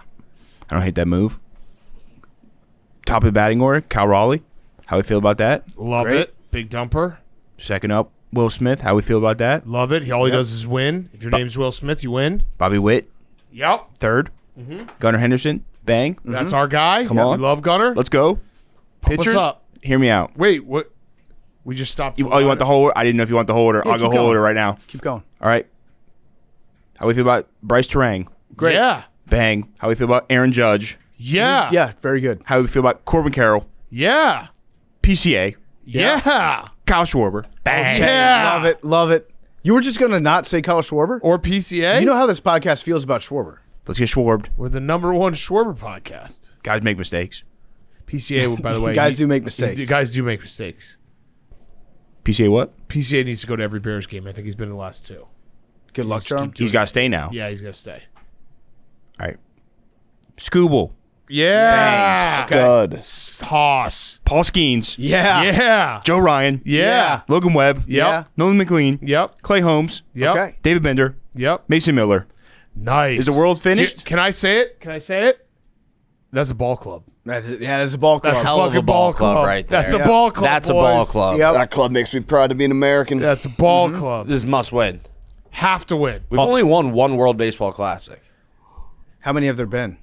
6 or 7. Oh, You okay, Hank? That's crazy. he said 6 or 7. Oh. I think Mike Tirico might have killed it. I think he might have killed 6-7.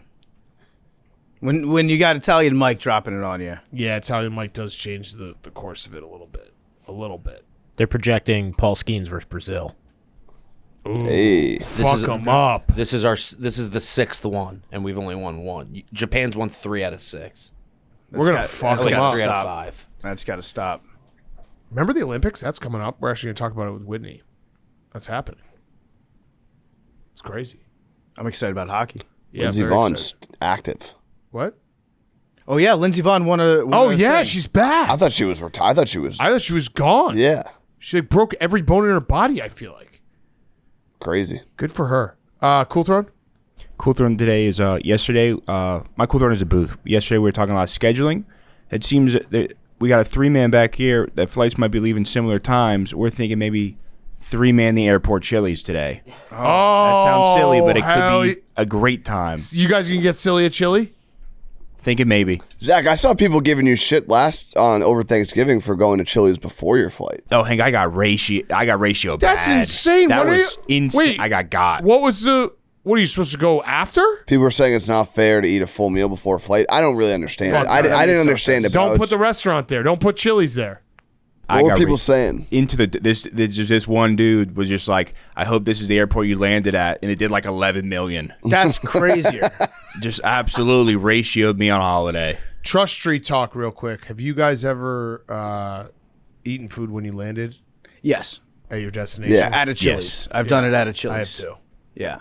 That feels like shit. Yeah. You feel like a real asshole. Now, I do. Like I'm in a city that I can go eat, and I'm gonna just No, do the airport. I've had to rush to get on a flight so you don't have time to eat before, and then it's like a 4-hour flight. That's a good point.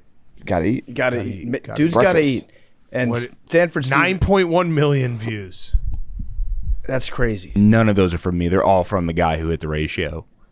Stanford Steve is right that the Ben's Chili Bowl in the Reagan Airport that is an insane move to eat that before you get onto a flight. It should be box cutters and Ben's Chili Bowl, the two things that you can't bring on a flight. This quote tweet got 94,000 likes. Oh my god! That better this be the- better be the airport you landed in. Wolfgang Fuckface is a great name though. 7.3 million views, 94,000 likes. I understand the take because that's a lot of food, Zach. You got It's the appetizer actually sampler? not. It's like 2 bites It's of each actually category. not at all. What's on the plate for the So audio? 2 mozzarella sticks, 2 egg rolls that have been cut in half in like a fun diagonal way, Very fun. and 5 boneless wings. Okay. That's not that So much. not really like, and half a beer. That's what we got right there. Well, you drank the full beer. Yes, that's fair. But in the picture, yeah, it's half Yeah, that's full. on me. Yeah. I think people who don't realize the fun diagonal way are going to hate. But that is a fun diagonal. Got it, fun. Yeah. Yeah. Okay, let's get to our interviews. We got Ryan Whitney and Stephan Jenkins from Third Eye Blind. Great interviews. And then we'll finish up with Guys on Chicks. Ryan Whitney's going to be brought to you by Twisted Tea. It's the perfect beverage to keep the good times going this holiday season. We've got our Christmas twee right behind us here. It looks delicious. The most delicious tree I think I've ever seen. Great job decorating it, Zach. It's beautiful. Wonderful job. Thank you so much, PFT. Of course. Glad you like it. I do love it. They call me PF Twisted Tea around this time of year because I'm always slamming the tweez. They're delicious. You love them. I love them. The half and half is my favorite.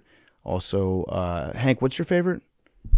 I like the OG. You like the diesel. You like the tea diesel. Make sure to look for these yellow cans whenever you buy beer, wherever you buy beer, and give yourself the gift of Twisted Tea this holiday season. Grab a refreshing Twisted Tea today. Ryan Whitney's also brought to you by our great friends over at Experian, your big financial friend, Experian. Some listeners might be looking for a travel credit card so you can maximize rewards on your trip to London for the inevitable Super Bowl that they will be playing in Europe. Others might be looking for a cashback card to help pay doctor bills because their toe and ankle will never heal. No matter what type of card you're looking for, Experian can show you personalized credit card offers based on your credit profile. Even better, cards labeled no ding decline won't hurt your credit scores if you're not approved, so you can apply with confidence. Did you guys know that if you apply for a card and you're declined, it could hurt your credit score? That's why we need Experian. It's like having a financial coordinator in your pocket minus the headset. Take control of your finances with your big financial friend, Experian, and find a card that's matched to you today. Download the Experian app now. And now here's our dear close personal friend, the number one recurring guest in the history of Part of My Take, Ryan Whitney. Okay, we now welcome on a very, very, very, very, very special guest. Number one guest by appearances in Part of My Take history. It is Ryan Whitney. He's number one. Number one. Did you talk to our ghostwriter? I was going to mention I had a long, I would say, 35-minute call with the ghostwriter. Great guy.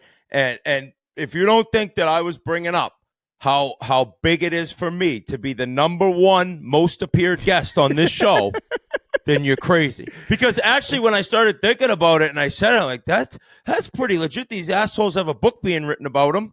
And, like, I've been on the show more than anyone else. That's crazy. 10 years of being the number one sports podcast, and you're the number one guest. And then we That's talked actually about, insane. sorry, Dad, we talked about my NBA rant. Was that my first? I think it was my first appearance. Yeah, we gave you a minute to just trash the NBA, and also to be fair, when you say that we're having a book written about it, we're writing a book about ourselves. Oh yeah, fair enough. I forgot. It was just a ghostwriter. He's fake. But you had the NBA minute. Do you actually want to do it? So we're gonna run this next week. We're taping this on Tuesday the week before because we have a crazy Christmas schedule and everything. But we are taping this right before the NBA Cup. Do you have any thoughts about it? I think it's an absolute disgrace, the entire league, and I almost want to say read the book, because we went into that for a long time. Like I think 29 of the 35 minutes was NBA discussion and how you guys are letting down NHL fans, and you guys could actually be the leaders, the biggest podcast in sports, and truly get people away from the NBA and more into the NHL. ESPN won't do it. Nobody else will do it. And you guys could do it, and you refuse to do it. So wait, that's why you're the number one guest. Yeah, you're number one. We don't even talk hockey that much on this thing. We're having our NHL preview, I think, earlier in the offseason than we've ever done. Usually earlier. It's like March. We've never done it before you Christmas. guys usually like January 15th. We're a month early. Okay, we're a month early. By the way, before we get into the NHL preview, how are we? Because I've gone back and forth between muting and unmuting you depending on how Caleb Williams is playing. I think you're unmuted right now. You were muted after the Packers game. You know what? That was rude of me. I shouldn't talk about my guy. How's Connor McDavid doing? He's on an epic tear right now. I think in his last 6 Fuck games, yeah. he has 17 points. They play the Penguins tonight, so he's playing against Crosby, who was definitely one of his idols growing up. So this is Tuesday. I'm sorry, December 16th. I know this is next week, but I can't wait to see what he does tonight. The team has been up and down. We never start well. And listen, I went into this in the book as well. I hate both you. I hate your teams. I'm so happy that PFT's team sucks so much. I never root for injuries, but I still really didn't care. I'm waiting now, Dan, for the most epic failure of all time in the playoffs. I texted Hank last night because I made a rink in my backyard, and it's very relaxing. I get out there, I flood it at night, I start a fire, and I listen to Monday's show. And you were just giving it to Hank after that Bills loss, and I was fuming enough to the point where I texted him. And I was as mad at Hank as I've ever been, too. Let me read this. I said, this was at 10:04 p.m. I can't wait for tomorrow. I'm just listening now. Fuck these two. And then he never responded. So at 7:30 this morning, I wrote, fuck you and them now. It's me versus the world today.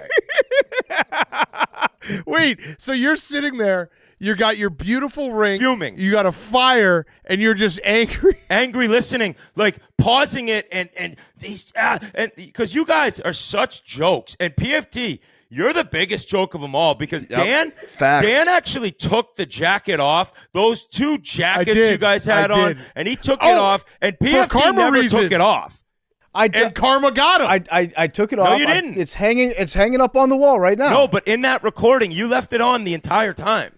Well, yeah, it was a nice jacket. No, that was jacket karma. sucks. And you both suck. And what's happened to the Commanders and what will happen to the Bears and what we have seen in New England, forget that game against Buffalo. We weren't going to beat those guys twice this year. Nobody even thought we'd beat them once. I love where we're at. I love where Hank's at. I couldn't believe how you guys treated him. And you call him a troll. You guys are the meanest, most annoying motherfuckers of all time. And you're just jealous of him and jealous of us. What about Max? I can't help but love Max. I can't wait till Philly loses, but I also can't stand Max because he talks like he's a fan of a team who's never even been to the Super Bowl, let alone won one, and they won one last year. So at least PFT called him out. It was a couple episodes ago, like, Max, shut the fuck up. I think you were yelling, shut the fuck up. You won the Super Bowl last year. I have no problem when Max gets upset and when he acts like the sky is falling with his team when they look like shit. That's a good sports fan. That's calling it like it is. If your offense sucks, I appreciate what Philly does. But then when Max is like, oh, it'd be better if I never won anything at all because I still stand by it. At that Not point, one, if anything. At that point, I'm like, fuck you, Max. A lot of people would love to win a Super Bowl. You won it this calendar year. Yeah. Good for you. Enjoy it. But wait, listen, I was trying to gas you up last year. Oh, buddy, you're I got a sports fan and we're dead together. I got a coat made for you. I should get at least a little bit of credit because, you know the inside dealings. I was ready to go to Game 7. I had that ready to go. I was a man of my word. Yes. I was. Yes. I was. But Dan, you were going to go and be in Rogers Place rooting against the Oilers. No. Yes, you would have. I'll tell you exactly what I was going to do. No, what I was going to do was I was going to bet a this is always what he does. Unreasonable amount, responsible gambling, unreasonable emotional amount hedge. on the Oilers, and if they lost, I would have dogged you the whole way home. I would have just been like, I can't believe you did this. I would have flown I commercial. Lost so much money. I would have flown commercial. I wouldn't even have gone home with you. But just like to see what Hank and I's teams turned into, and then you got poor memes back there, and that fucking. You guys team. haven't won a playoff game yet. You guys haven't won a playoff game. Hey, here's the thing. Here's the thing, PFT. Look what we've turned into. Haters because they hate us. No. Hey, PFT, I agree. On top again. I agree with you, but it's.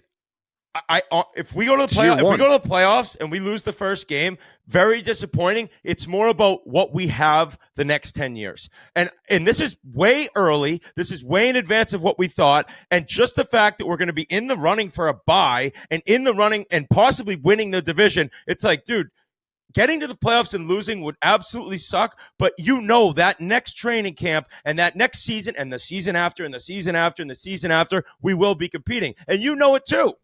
Max has a question. I have a question. Go ahead, Max. Do you think that PFT was also thinking this around this time last year? Oh, good question. Yes, but the fact of the matter is a quarterback who's that mobile and runs and relies on his speed that often never lasts. And we have a guy who can run, but he only does when he has to, and his arm is a golden cannon. And I'll tell you right now, our coach is way better, our defense is way better, and our organization compared to the Washington shitbag Commanders is on a different planet right now, and you all know it's sitting there. Fair response. But, Fair. I just had to ask all the these question. are fair. I would say I was even higher than Whit last year because we made the NFC Championship game. You guys and then looked in the great, offseason, and now you have in the you have offseason, you're like, yeah, you have a mobile but QB whose knee's probably done. Sometimes his knees are fine. Okay, it was I don't his think the knees are his problem. elbow or whatever. His arm is backwards. He's got an but- upper body injury, as you would say, and he tried to play through it, so he's hockey tough. Yeah. Okay. Well, But okay, wait, this is all fair because we did put the whammy. you started all this. Malloy. I would have been like. Yeah, we did. Rooting, like I would have been like, oh, that's cool. Like those guys are my buddies. Their teams are finally good. They've sucked forever. And no, you want to chirp the greatest hockey player to ever live and ruin my springtime playoff run. I'm gonna try to ruin your guys' football seasons. Is there any coming back though? Because Never. the worst part is like we have put ourselves in this spot, and I'm not. We've done this, but I've told you. Both on and off air, watching Connor McDavid play is so fucking awesome. Yeah, and that's what's crazy about it. And that's what's insane to me that, like I just mentioned, you get Caleb Williams, who big-time improvement. You get Jaden Daniels, looks awesome. Like, I would have been genuinely happy and rooting for you until the Super Bowl. And even if the Pats weren't in, I would have been rooting for you. And then because I was rooting for McDavid, you were laughing and laughing and laughing at us losing in the Cup Finals 2 years in a row. And then those jackets were the end. That was the end of any relationship. Can I say something? Wait, can I say something? The jackets were my idea. Big Cat almost backed out because we started because he thought it would be too mean. I thought it was karma too. If you got to hate, you can focus that on me. It sounds like you're doing that a little bit anyways, which is fine. You can put that on me. I wrote Big Cat into it. Leave him alone. I'm just a gambling jinx guy, and I was like, if I put this jacket on, bad things are PFT, you ever heard the saying, you are who you hang out with? Yep. So Hank too. Like, Big Cat robs a bank with you, and it was your idea. He's going to prison too.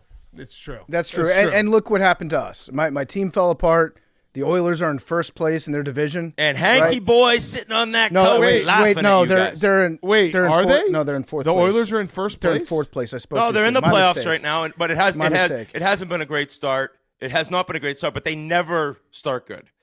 What's the deal with McDavid? He signed a new deal, correct? Huge hometown discount. And how many years? 2-year extension this summer, so he has this year left on his current deal. And then took the exact same number for 2 more years, here's the problem. He's gonzo, win or lose. We have 3 seasons left with Connor McDavid. That's my opinion. You don't think there's any chance that they would ever trade him? If he asked. Oh, if he says trade me, he's gonzo. And maybe they win one and he's like, no, I'll stay here. Leon has 8 more years. This is the first year, 8. And maybe like he would stay. But in my mind, it's like, hey, after 3 years, so 3 more playoffs, I think that would have been 13 years for McDavid. It's like if there's an Oilers fan that dislikes him, if he does leave in 3 years, win or lose, they're idiots because he gave you. Look at what he's giving you. Right. So do you think in those 3 years he's going to win a cup? Yes. Okay. Yes. That's going to suck for us. You will have an open invite. You can literally I'm hosting the show that day. Yeah, you can demand when you want to be on. That is 100% your right, and that will suck for us. We'll make the first ever PMT gold card and issue it to Ryan Whitney. Yes. And you can just come on the show whenever you want. Yeah, you can just bomb in on the show. Guys. This is a legit thing. Like now we know this. Yes. Because I will hop on a plane to Chicago some random Sunday night, and just as you guys are exhausted recapping the late night game, I'm gonna come bombing in. I'm gonna knock over the computers. I'm gonna make you start all over again.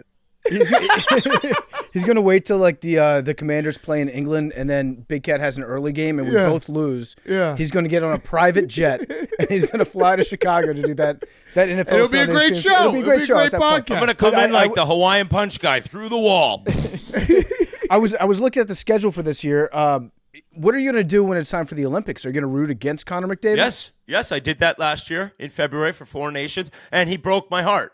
He scored the game-winning goal in overtime. I believe you guys were dogging that tournament. I'm pretty sure. Once the U.S. lost, I believe you guys were just calling it. Well, it was an all-star game. Yeah. You agree? No, I don't. I'm gonna take that loss like a man. Like we always win. Not us. We always beat them, and you guys are Americans. We always beat them in the game that doesn't really matter. And I was a part of a 2010 Olympic team that we won the round robin. Now, I wasn't playing a big role. I was actually a real issue in the gold medal game in which I was on the ice for one of Canada's goals. But we won the round robin game, lost gold medal. We won the round robin game in Montreal, lost the Four Nations title game in Boston. So we have to get them this year. We have to get a gold medal. Well, here's a spin zone. If we don't get a gold medal, who cares about the Olympics? I'm a man of I respect it. I'm not going to be somebody who's like, I didn't even care anyways. This doesn't matter. Like, that's you guys. So easy, that's your guys' troll angle of being funny podcast hosts. We did care. We did a whole watch party for it. That's where Oldie was born. We absolutely cared, but we can't let Canada off that easy. We can't be like, oh fuck, we really. Do you remember when Pedro Martinez said the Yankees are my daddy? Like, he didn't sit there and say it doesn't matter. You got to own up to it, and then it makes it that much more special when it does happen. Maybe 2030 for us if we can't. You are right. All right, so Canada's our daddy right now. You're Canada's right. Our daddy. It is. Canada's our daddy. I actually agree with that. Like when it finally happens, we can be like, yeah, fuck. Like the Packers are your daddy. Yeah, they are. Yeah. Well, we're taping this after. We don't know. Saturday night. I think what happened in the Four Nations, that was our exit the entire time, was to say it was an exhibition in case we lost. And we said we're only focused on the Olympics. So we've said we're focused. Now it counts. Okay, so Olympics you guys aren't going to be like Olympics don't matter either. No. It's also kind of interesting that McDavid's only championship was without Whitney rooting for him. Yeah, very true. Or it had something to do with playing with Crosby and McKinnon and Makar and Marchand and Sam Reinhart and a bunch of superstars. And you just made up half those names. And I'll tell you right now, like, we were right there. Went to overtime. We actually had like 3 or 4 great chances that Binnington saved in OT. It's even. Right now, Canada's our daddy, but it's right there, boys. We're right there.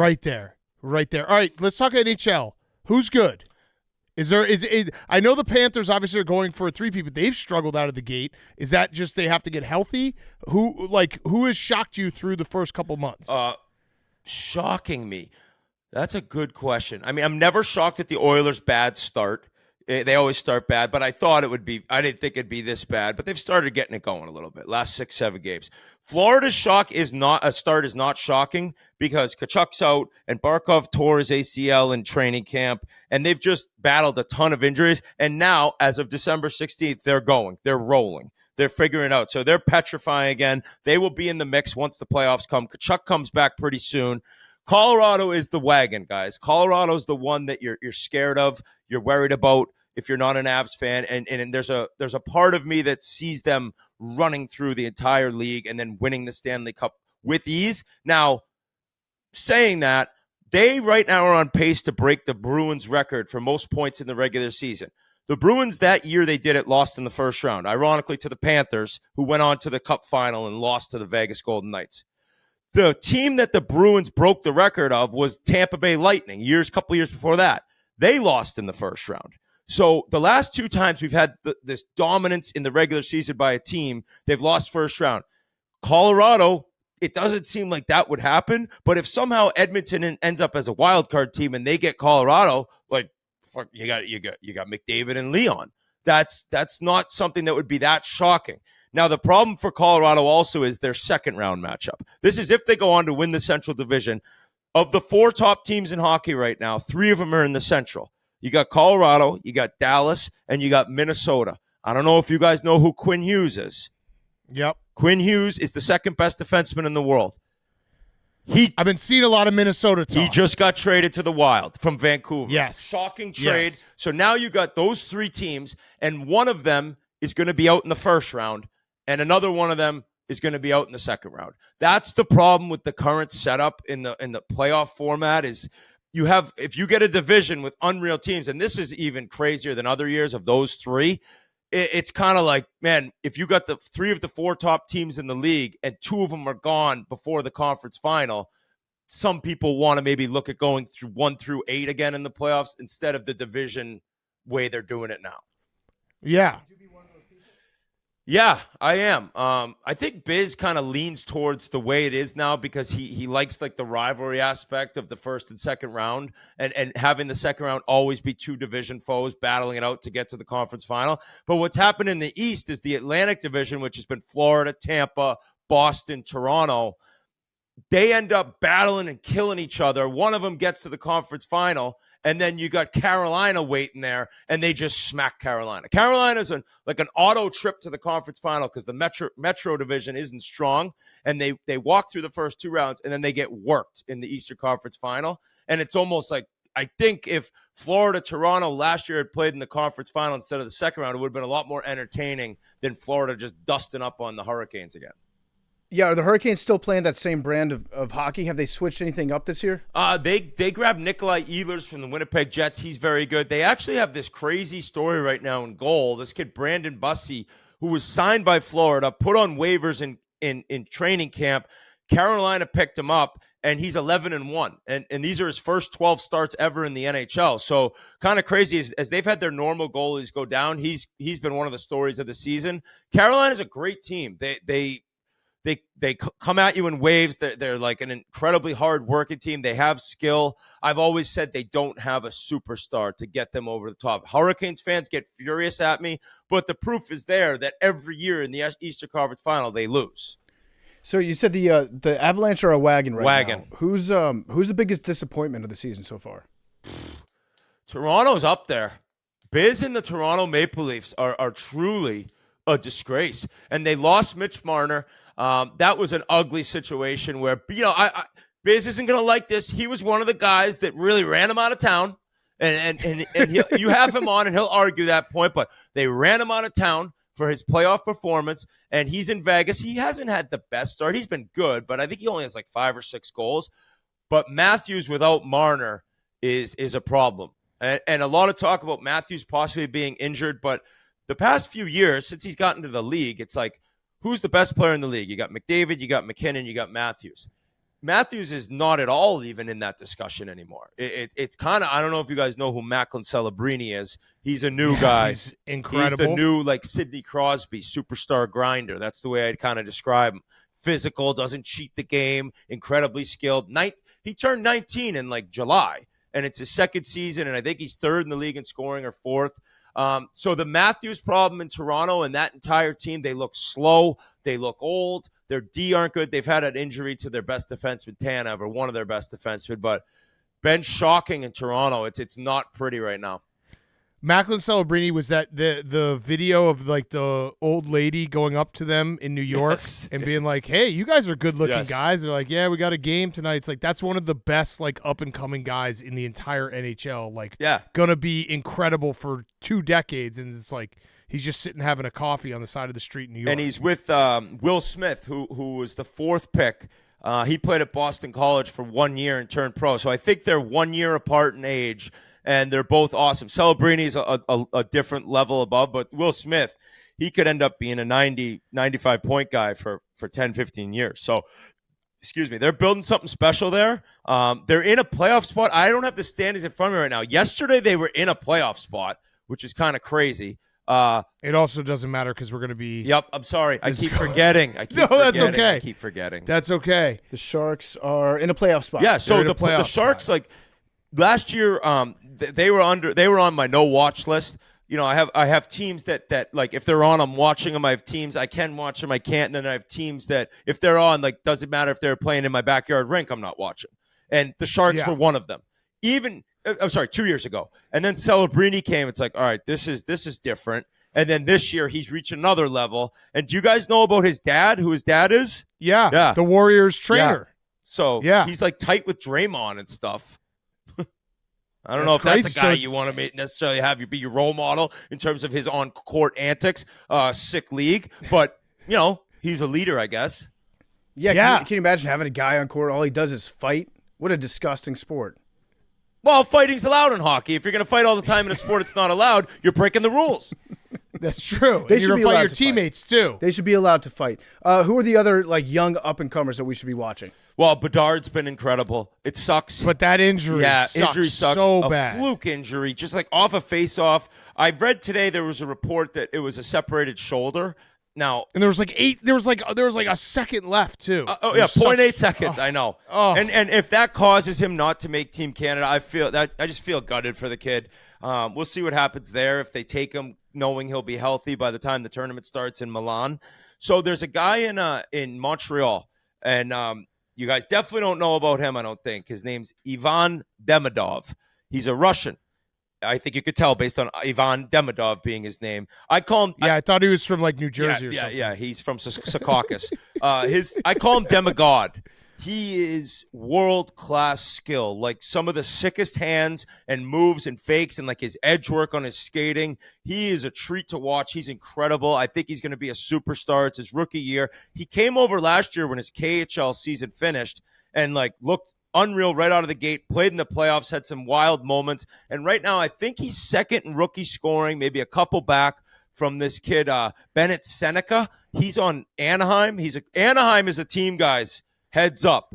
They have a wagon of like young stars coming. One of them, Leo Carlson. He was the second or third. He was the third pick, I believe. Second pick, the Bedard draft. He's about 6'4", monster Swedish center who's lighting it up. They have this kid, Cutter Gauthier, that played at Boston College. He's got about 18, 19 goals already. A bunch of young defensemen. Anaheim is now looking like I'll guarantee, a Ryan Whitney guarantee, ooh, Anaheim wins a Stanley Cup in the next 8 years. I know 8 years is kind of whatever, Whit, but Anaheim's going to get a cup. And you know their coach, Dan. Who's their coach? Joel Quenneville. Oh, it's Joel Quenneville. Yeah. He's I bet because I bet Coach of the Year, and because I don't think they're going to give it to him. Do you think the writers will give it to him? I don't think that's because he deserves it, right? Well, he's was in the whole mix right now, but there's a bunch. Yeah, of he's people. definitely in the mix, but the writers won't give it to him. I mean, he's a hell of a fucking coach. Hell of a coach. He's playoff Q just finds the answers as a season as a series goes along. Can I go back to Bedard real quick? Did you see enough from him this year? Because the talk obviously in the national media and in the local media was like the first 2 years of Bedard, you saw the flashes, but there was maybe a little something missing. It feels like this year he was having that leap where everything was coming together. He was playing, hard on both ends. He was doing the right things. I know Biz has been a little critical of him at times. Did you see that it was like, okay, this is exactly what he was advertised. It might have taken a couple of years, but he's finally here. 100%. And Biz has been very open about what he said last year. And I think it was pretty fair, like what he was bringing up in terms of like kind of not playing the right way. Like you have all the skill in the world. You have one of the best shots I've ever seen, body language wise, like stuff that honestly happens in the NBA. The whining and the complaining and the yelling at teammates and the body language. There was some of that in Bedard. We're not talking NBA levels here, but enough as a young guy where it's like, this isn't how the game is played. Like, this is stuff. Crosby, his first year, maybe had some whining a little bit, but he grew up quick. And everything Biz brought up, it was one TNT Chicago broadcast that Biz went on a rant, and it went pretty crazy, the story. Yeah. And Biz has been open this year of, like, every single thing I brought up has completely changed. And we had Jeff Blashill on, the coach of the Blackhawks, and he just said, I think they met, they hung out for 4 or 5 hours when he got the job this summer. And he said he was beyond impressed with the kid and his approach and realizing like what I need to change and what I need to do. And he'd done it all. He was competing. He was way more physical, back checking the board. If he did turn one over, he's not kind of shrugging his shoulders or slamming his stick off the boards. He's flying back. Looked like an incredible teammate. The guys obviously love him. I mean, his skill is so fun to watch. Like you want to enjoy watching this guy play. And this year, I knew he had this in him. I thought he had this in him, but I didn't know it would be this quick based on last year. And yeah, he was one of the best players in the league before he went down. I hope it's just a couple weeks. And he's 20. That's the thing 20. that people forget. Like he's 20 years old. His first 2 years, he's like, it wasn't perfect. And I think the hype, obviously, of him coming in the draft was like he's going to be instantly incredible. But this year has been awesome. Yeah, if he doesn't, I agree. Do you think he'll get on Team Canada if he's healthy? It's so loaded. What's crazy is even before the injury, they're saying like people who are kind of in the know are like, it's 50-50, and some people are like, I don't think he will. They have so much kind of loyalty to the guys who have won before. Like last year, that's a big deal. Another thing is Bedard didn't go to the World Championships, so they have the World Championships every season. If you're playing in the playoffs, you're out, obviously. But like he had the chance to go, and he chose like to get healthy. He'd been battling some injuries. They could sometimes hold that against you, whether that's right or wrong. Like, I don't know. Like, as I said, they're our daddy. Who am I to judge how Team Canada does things? But Bedard said it himself. They could throw 2 teams in, and like the second team's competing. Like, that's for crazy. A medal. They're that good. They're that deep. But the other part of Bedard for me is there hasn't been a player that's come in with the expectations like Bedard since social media has become like the monster it is. So when McDavid came in, it was I think it was 2016 or 15. It wasn't like it is now. Like it's changed that much where like clips and constant scouting and reports on every single game, and like the noise around Bedard for the past 3 years, going back to junior, the past 5 years, it was so ridiculous, and breaking records in the WHL and the Crosby McDavid comparisons that were coming. So he was the one kid who had these ridiculous expectations and had to deal with the social media aspect of the entire world knowing about him and expecting a Crosby rookie year with 100 points. And that's just not, it's not realistic. Like, it's not fair to him, because you just said it best. He's 20. He's in his third season. He's 20 years old. Like, there's college freshmen who are 23. It's like, right. It's not, and I'm talking college hockey and how old it is and how difficult it is to play at a high level. You go to high school, you go to 3 years of junior, and then you're a freshman. It's just, he is so good. He's so young. He added speed too. Like something about his training this summer where they're now tracking the speed bursts and how fast you're going on the ice. Like he's getting a mile or two faster than he did at any point last year, which may not sound like much, but it's the difference in, getting that one quick shot off or that lane that wasn't open the year before. Yeah, that's way faster. If you're able to constantly get like 1 to 2 miles an hour faster over the course of a year. Yeah, it is crazy that as a 20-year-old, you're not done growing in some he was cases. playing as 18 and 19. Right? Like you can show up and you can be like Wimby. Wimby grew in the offseason. It's pretty crazy. By the way, have you watched Wimby? PFT, that guy Leo Carlson I was talking about, who in a few years, like hockey fans now know, but like we're looking at like a Matt Sundin, like future superstar type player. His rookie year, his agent I'm friendly with was like, they've realized like he's not done growing. They did all these scans. All his growth plates aren't done. So they actually sat him out. They would play him. He would sit a game or two. He'd be working out, lifting. They'd play him. They had, I hate to say it, a load management. But it wasn't because he was lazy and didn't want to show the fans that paid hard-earned money that they weren't going to play that night. It was more for his body because he was still growing being that young. What is the NHL equivalent of LeBron James's 10-point-a-game streak? Yeah, that's one where, like, I wanted to dog it because 10 points is like 10 points, but it's more about doing it that one I was kind of impressed at. Regular season, by the way. Yeah, regular season. It would have been a lot cooler if it was 15 points. For some reason, the 10 and the 15, that's a big difference to me. I don't know. It's a 10. Getting 10 points is like not. It's not that. I could get 10 points. I might be able to, and people don't know if I'm a righty or lefty when I shoot baskets. That's how bad I am. 10 points. That's the state of defense. Yeah, but he's also like when he was making sure he got his 10 points in that one game, they're getting blown out when he kept it alive right before it ended. And then don't even get me started with him. His son's in the NBA. His son's horrible. His son's brutal. What are we doing? Do you think that there is a hockey player in the world that would even, if he even could do it, do you think he'd put his son in the NHL if he didn't deserve it? No, never. No way. I don't think so. That's a joke. Nope. That is nepotism at its finest. And I got no problem someday maybe helping my son start a podcast.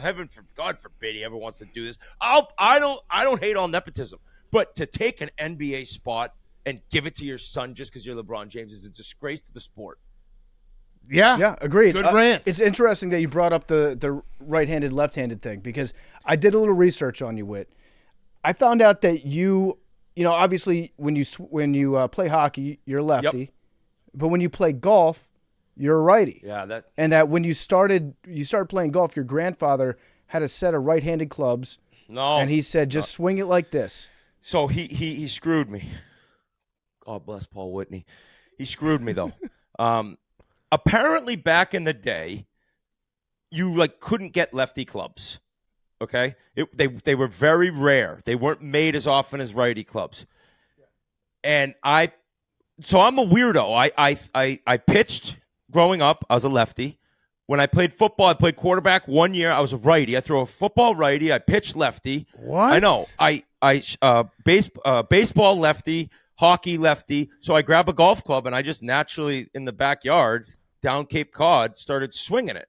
And he said, no, you can't be a lefty. The sport's not made for lefties. They don't have clubs. And he took me to his golf course, Woods Hole Country Club, beautiful place, right on the water.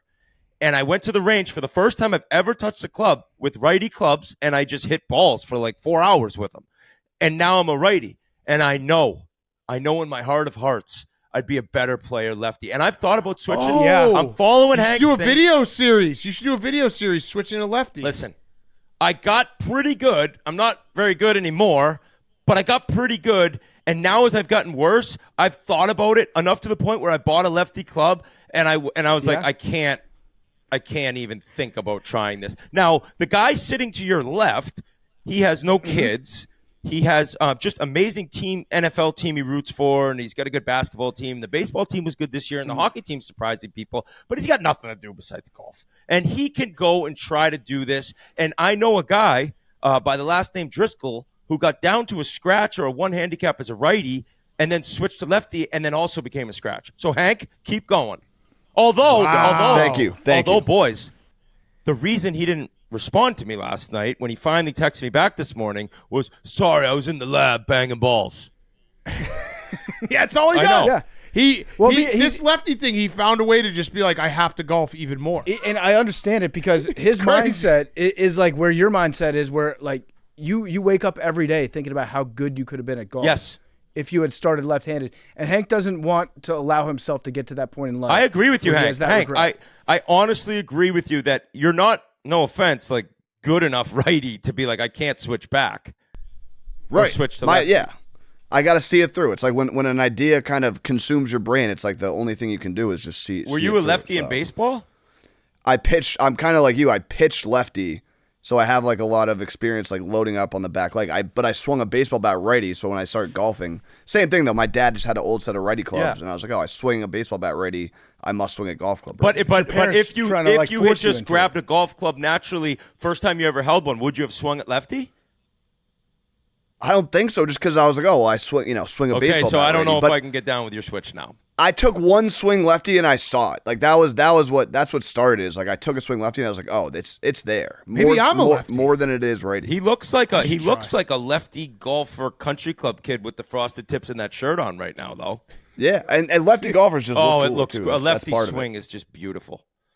It is. Yeah, no, Hank's getting some shit online from the what are we calling him? The right side. The online right. So Hank is he's the Joe Rogan of the left.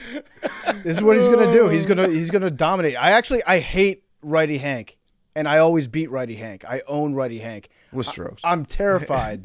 I beat you straight up last time. I'm terrified that left. As a Hank guy, that video was Terrified lefty Hank's gonna heartbreaking. be It good. was heartbreaking, and I could tell Hank things were moving a million miles an hour out there, man. It was not good. And I've been there. I mean, Riggs dusted me at the Ryder Cup, and it's just a brutal feeling. I was in your soul for that one, buddy.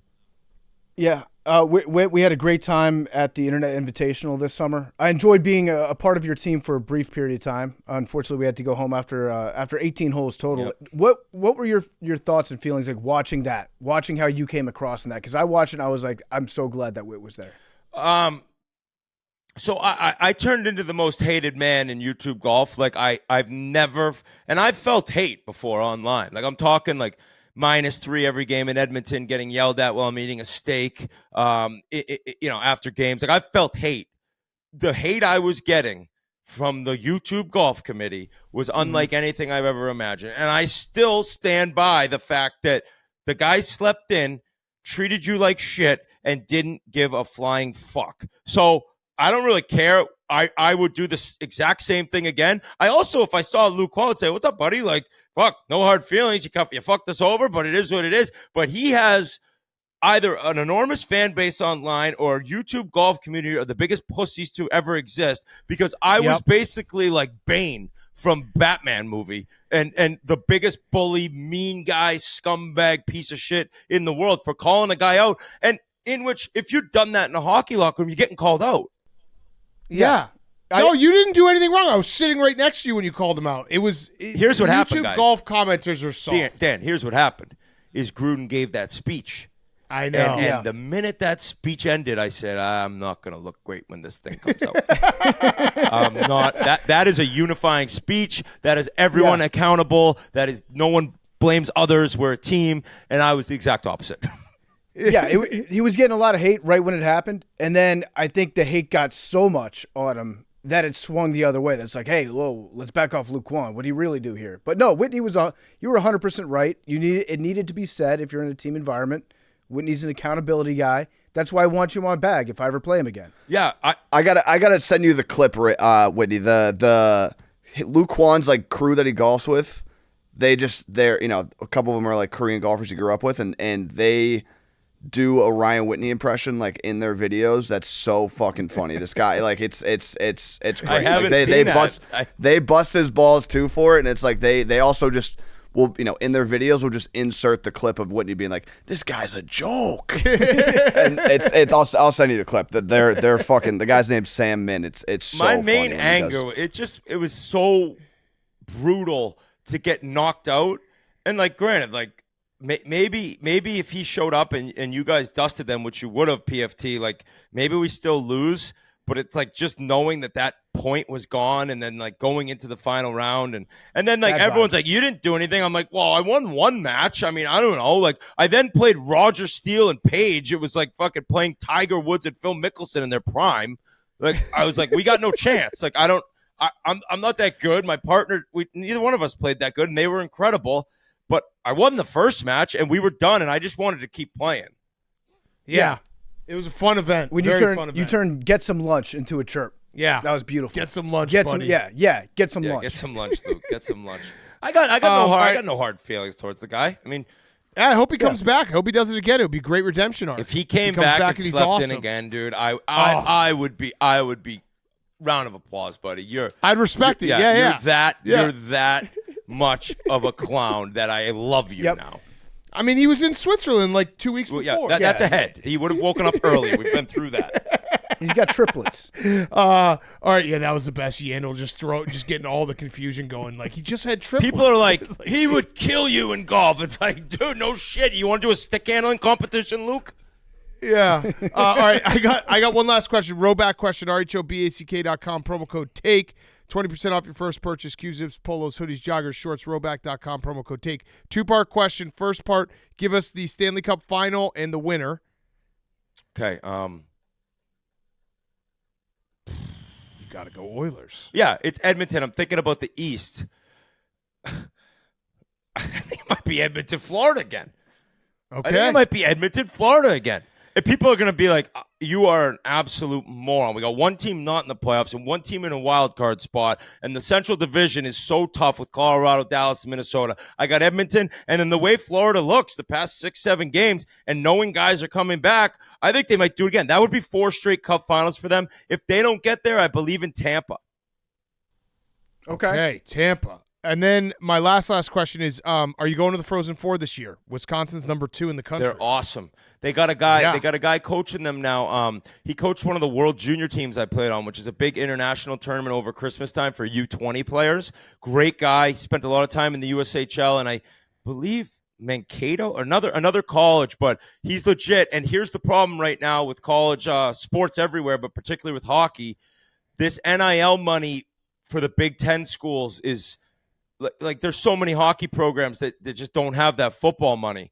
And granted, like Western Michigan won it last year. They're great. They don't have big football money. And there's other teams that are real solid without football money. But I think over the course of the next few years, you're going to see budgets for these Big Ten schools that no one else can compete with. So I'm worried for my team, BU. We don't even have a football team, let alone a football budget.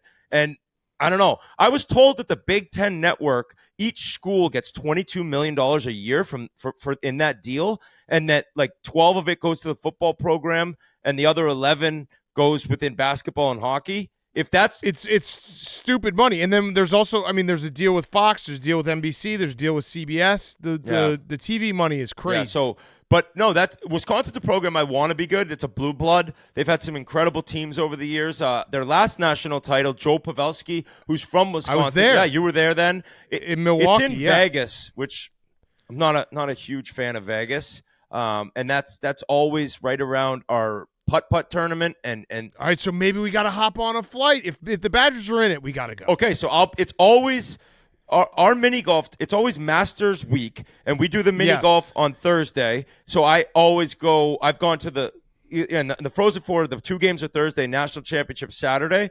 So if we go to putt and Wisconsin's there, we'll hop on a bird out to Vegas.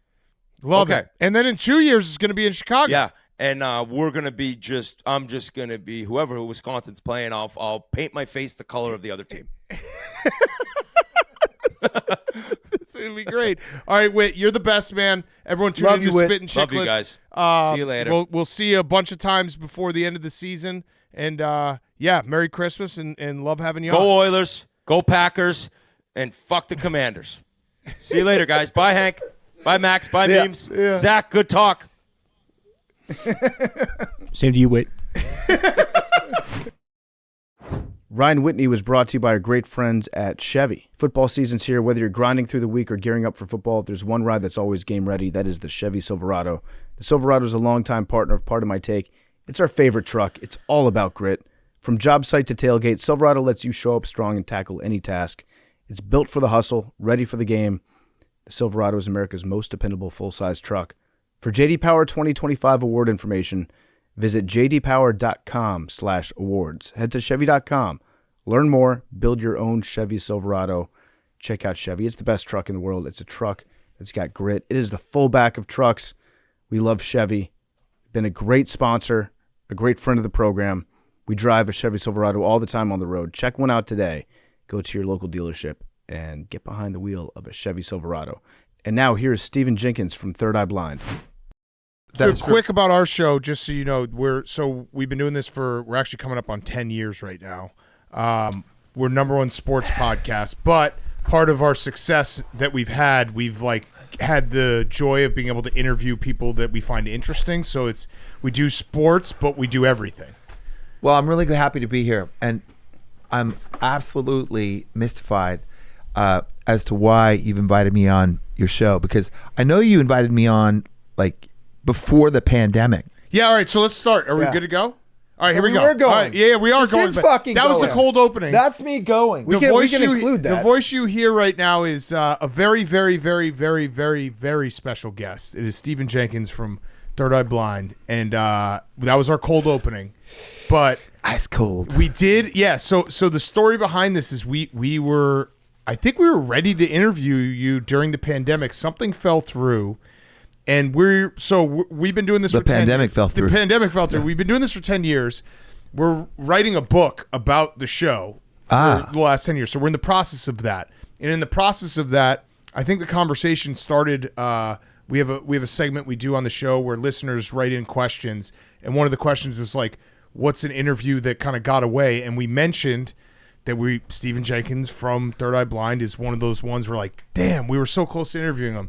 And our booker was like, "Hey, I just looked up. He's going to be here in Chicago in December. Do you want me to reach out?" And I was like, "Yes, we would love to have him on." So now we're here. You're sitting on this couch. I still can't believe it because I told you before, your guys' self-titled album is one of my, I actually looked it up because I put out my top 10 album, top 5 album of all time. Personal top 5 album. It's incredible. It's, no skips. What are you like for? And I'm just saying the first one. You want all 4 in the top 5? I just want to, that's a little selfish. I want to be on the podium. You want to control all of. No, I'm really happy to hear that because I was thinking, am I about to scintillate everyone with my incredible sports knowledge? No, I am not. I do want to talk about your Warriors fandom because that would be fun. Well, so I'm in town today because I'm playing a show at the Argonne Ballroom, which I think is is a gem in Chicago. Have you guys been there? I think I saw you there. It's a great place.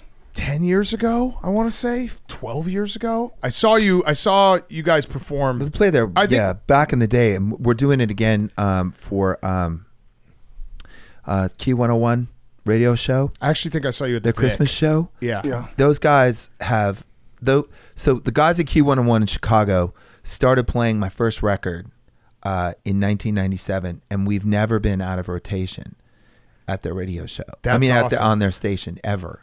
Rightfully so. Which is so when they asked us to come play the radio show, we're delighted. Yeah.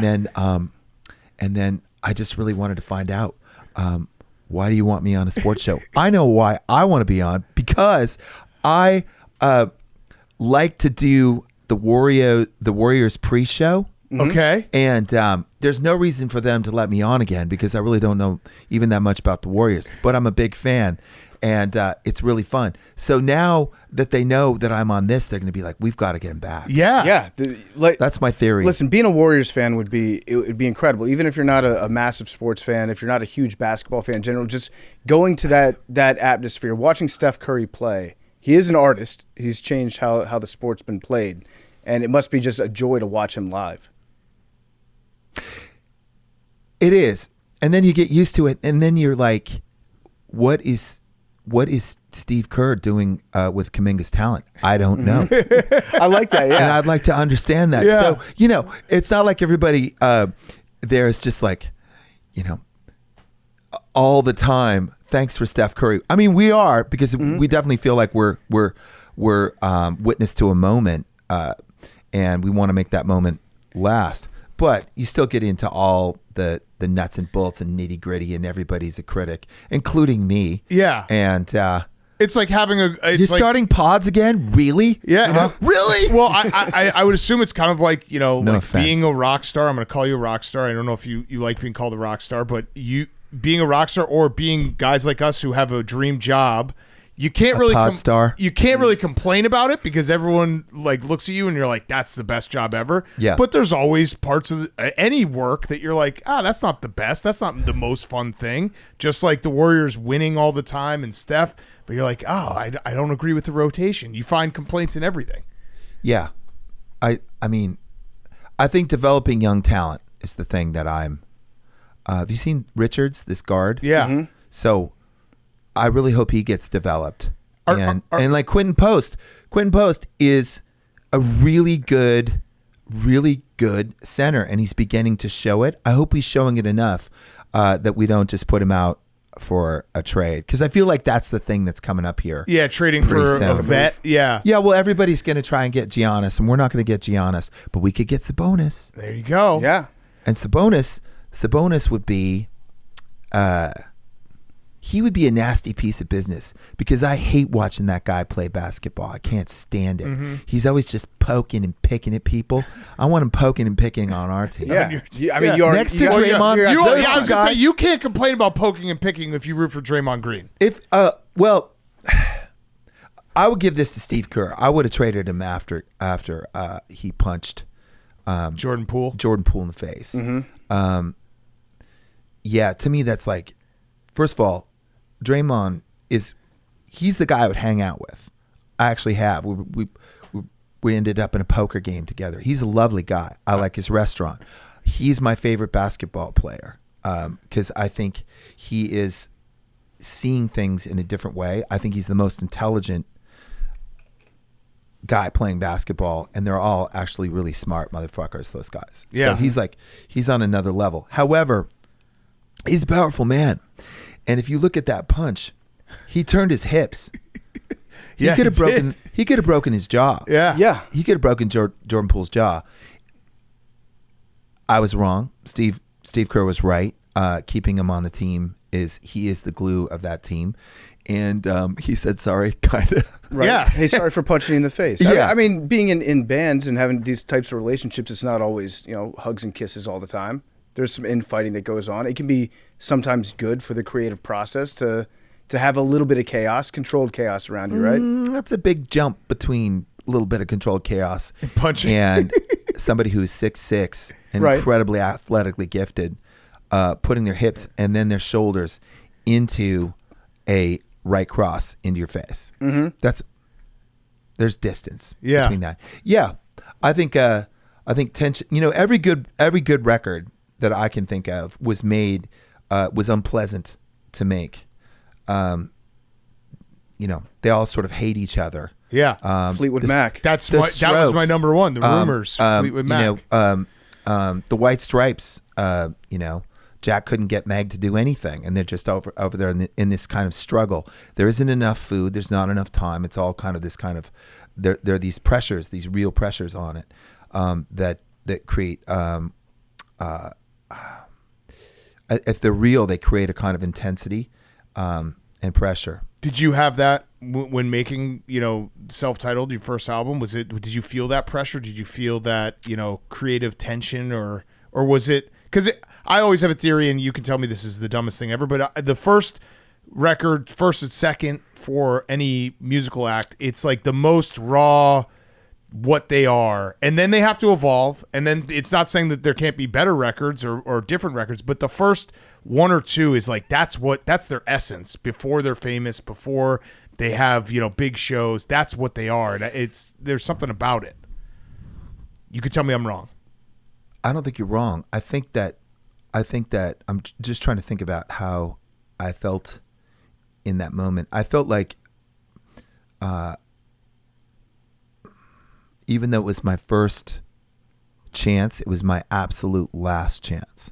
Oh, really? There was only one chance. And so there was that kind of desperation. But also I felt like I finally get to do what I want to do. Because I put in the contract, they wanted us to get a producer. And I said, well, I'm going to produce the record.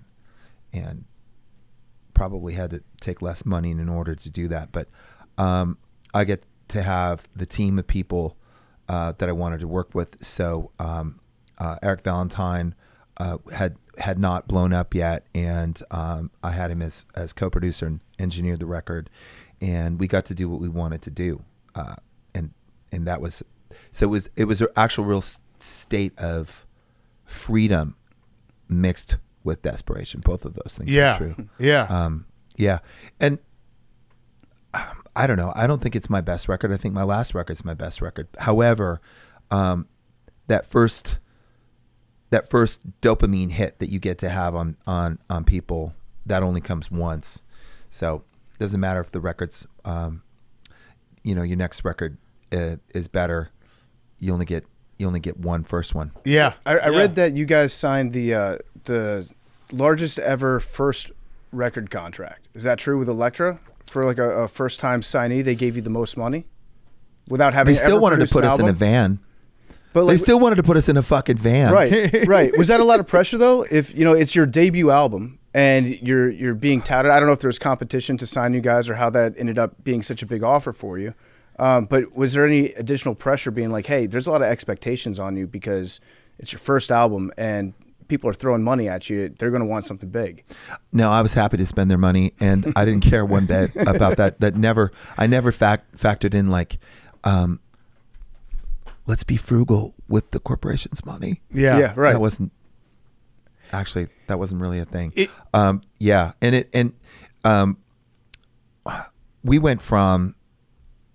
went from sleeping on packing foam, 6 roommates, 1 bathroom, happy to have that, no bank account, to heading off and making a record. And then I was on tour for a year and a half, and I was home for cumulatively maybe 5 weeks. Jeez. And it went from we had gotten repeated looks. I made demo tape after demo tape and kept getting better as a producer, actually making music in a studio, to really kind of getting my very last chance, and that was opening for Oasis. Cool. That's pretty cool. And we had been a band that was playing in San Francisco for, if we're lucky to get a gig, and if I was lucky to keep a band together long enough, 75 people, and then David Massey, who was there, was Oasis's tour manager, said, "Come on out." And so I'm sitting in his office in New York, and by this time I had seen so many people, I was so over it. And he's talking, and I go, "So what can I do for you?" I just interrupted him because it's like, let's just get on with it. And he said, "Finally, you can sign to Epic Records." I was like, finally, somebody actually, I've been working forever on trying to just get to that moment. When can I see you? And I said, "Well, you can have us open for Oasis." And next week we're opening for Oasis, and Epic Records doesn't sign us, but it made everybody else jump in, and that started sort of a bidding war. Yeah, but I don't think it was maybe it was a record for them. I even forgot that was a big record deal. It didn't do anything for me. It's not like nothing really changed in my life. It all kind of went into the record and went into touring and the bus. Yeah. I was like, we're not getting in a van. We're not driving across this country in a van. Do you kind of miss the van a little bit? We sometimes miss the van. We got a van our second year as a podcast, so we took it on road trips, and it was a lot of fun. It stinks. It still stinks to this day. Kind of like, we would smoke cigarettes in there and fart and burp and just be, smelly. Boy. But and then you evolve, and the show gets bigger, at least in our terms. And we stay in hotel rooms. Sometimes there's an RV that takes us around, but you kind of miss the van. Do you miss the van?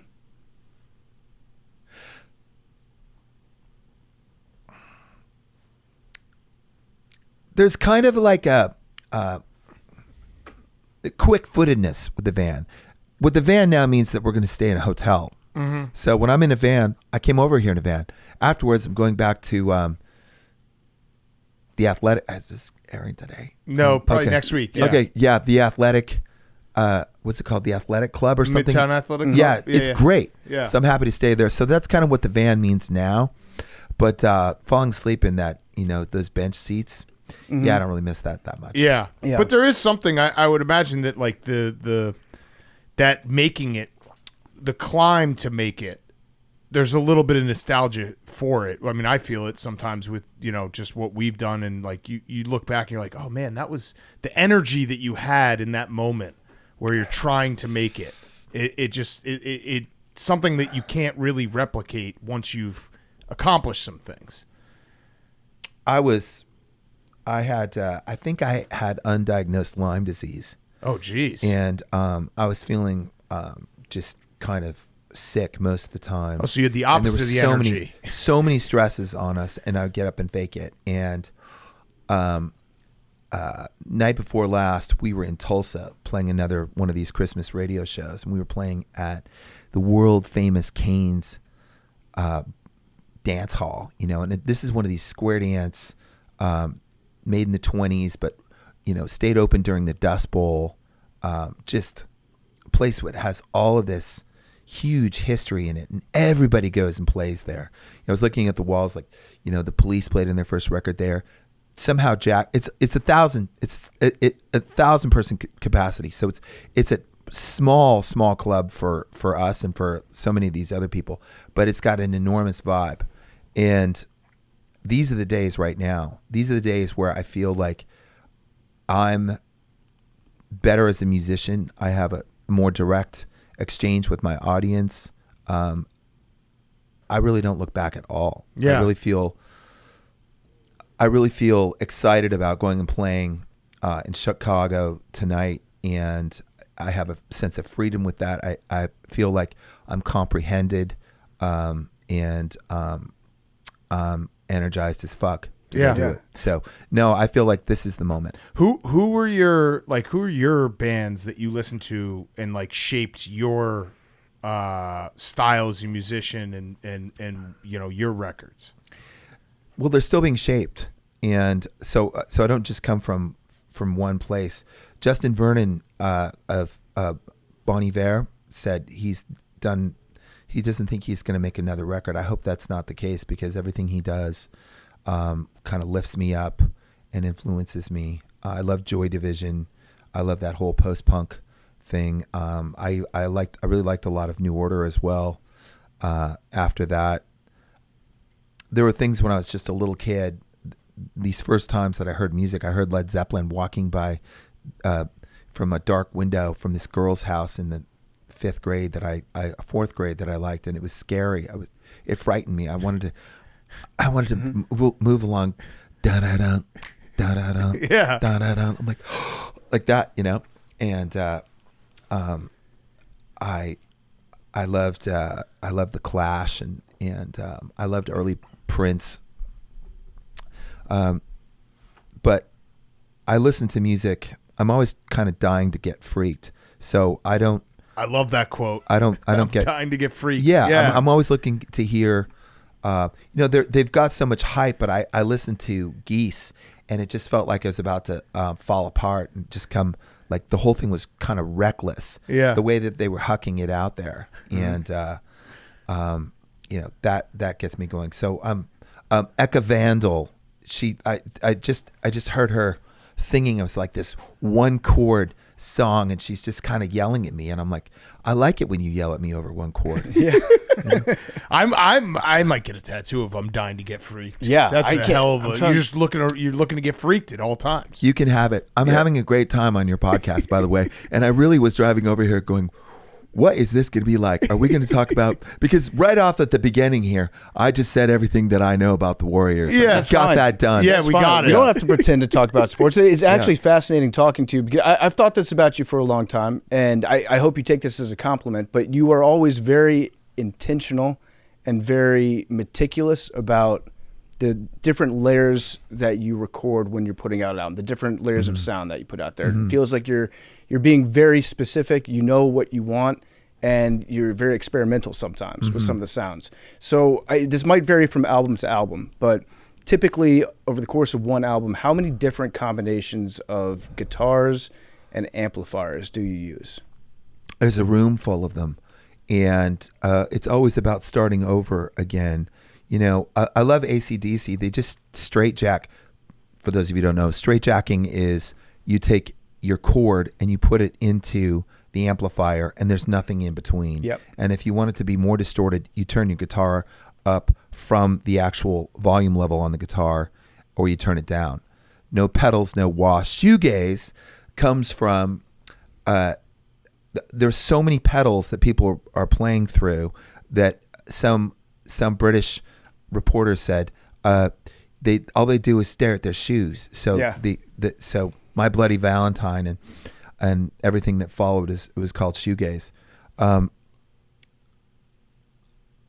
always start over and go, there's a sound in my head and I want to try to find it. And so there's this search for it. And sometimes I get closer and sometimes I mess it up and I go back and think, well, you know what? We should do an unplugged record or a live record so we can fix the shitty job that I just did.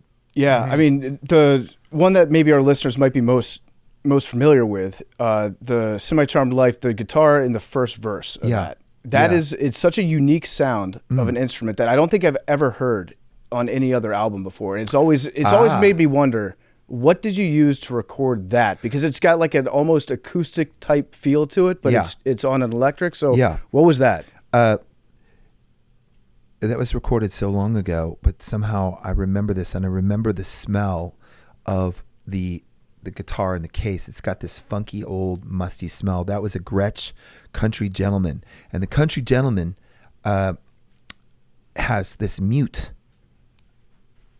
thing, this mute lever, and you pull it over, and it gives you that clunk clunk, this kind of shortened sound. And we were mucking around with trying to get the guitars small because the chorus and the verse are the same three chords.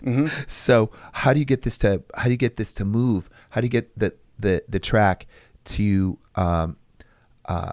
hold pressure and breathe? And I loved this guitar. We had to rent it.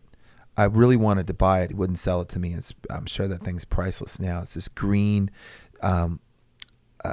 late 50s Country Gentleman. It's a semi-hollow body Gretsch guitar. It's big, it's heavy, and you put that thing on and you get this like real small ticky thing? Yeah. It's a good question. The mute switch, so it's not entirely muted. It just makes it kind of thuddy and duddy, so that when the guitar actually opens up, when you take it off, it sounds crisp. Right. And now you've sort of changed moods. You've come into like the clouds moved out of the way or something. You have some different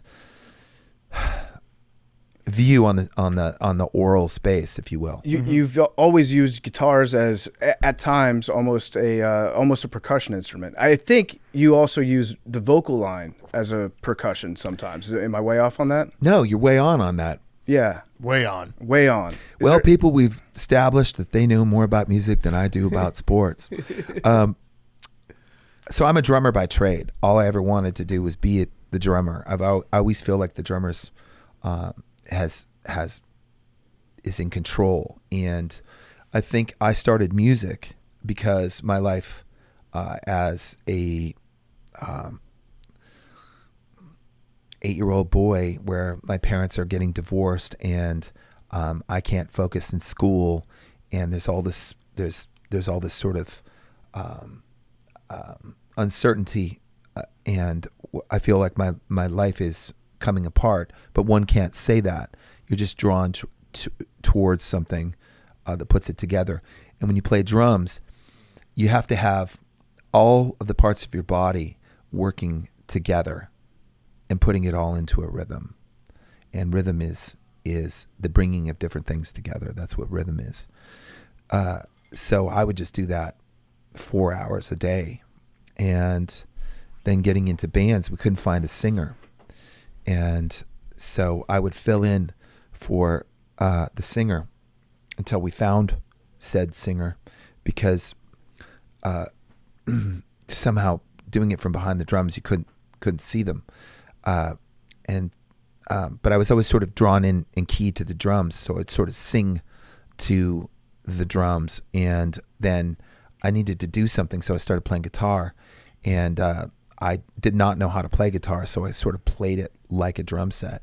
I still don't really know how to play guitar, but I can play the fuck out of drums on the guitar. Yeah. So there's like a sliding door moment. If you find a singer, you're just a drummer for life, because it almost not a reluctant front of stage. Happily. Yeah. Okay. Yeah. Like Yeah. that's something the drums were your passion, and then it's like, well, we got to find someone. Yeah. And then basically I graduated high school, and there just wasn't room to put them anyplace else. And so I never practiced every day again. I still play drums on my records, and I play drums on some other people's records, but it's not the same thing. Yeah. Where would you say the state of the recording industry is right now, in terms of like how it's evolved from, back when you first started? Yeah. There was a lot of, the major label had control over everything, and they were seen as like the enemy that one day will be vanquished. And then the internet came along, and then we thought maybe this is going to be good for the artists, but then, other companies started to take over that distribution too. But it's evolving. So where do you see it as being at right now, as opposed to, like, is it a better place? Is it a worse place? Well, I'm aware of how fortunate I am to be able to say I don't really know, because I'm not moving through that set of gatekeepers' portholes. Before, when I was coming up, the record deal was all elusive. It was all important. Mm-hmm. Yeah. And you did everything to get a record deal, because studio time was so astronomically expensive, and the gear was so expensive, and you couldn't go. The Streets is one of my favorite records of all time, and that kid made that in a London public housing flat with like a Dell and a handheld mic that's not anywhere close to as good as these SM7s that we're talking through. And to me, it's one of the best records of all time. And then put it out. That is a liberating kind of thing. There's so many artists. Billie Eilish is mucking around with their brother and putting stuff out on SoundCloud. So they were never really at the beck of Jimmy Iovine and Tommy Mottola and some guy who got knighted from some record whose name I can't remember anymore, but boy, could you remember back in the day because it was so important. I think that is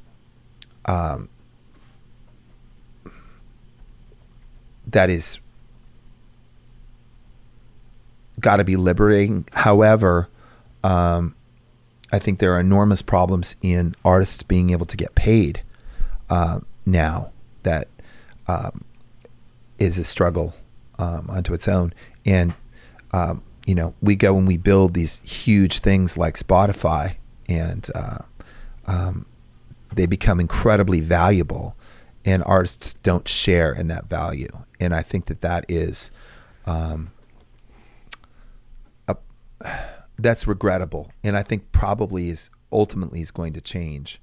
I hope with AI scraping everybody's stuff, and that you two are going to be recreated, right? Yeah, okay. Yeah. Well, but, the beauty of our podcast is we're so stupid. Yeah, we're wrong. I don't think that anyone's going to program an AI to be as wrong as we are. The computer can't be as wrong as we are. So, how are they going to replicate that?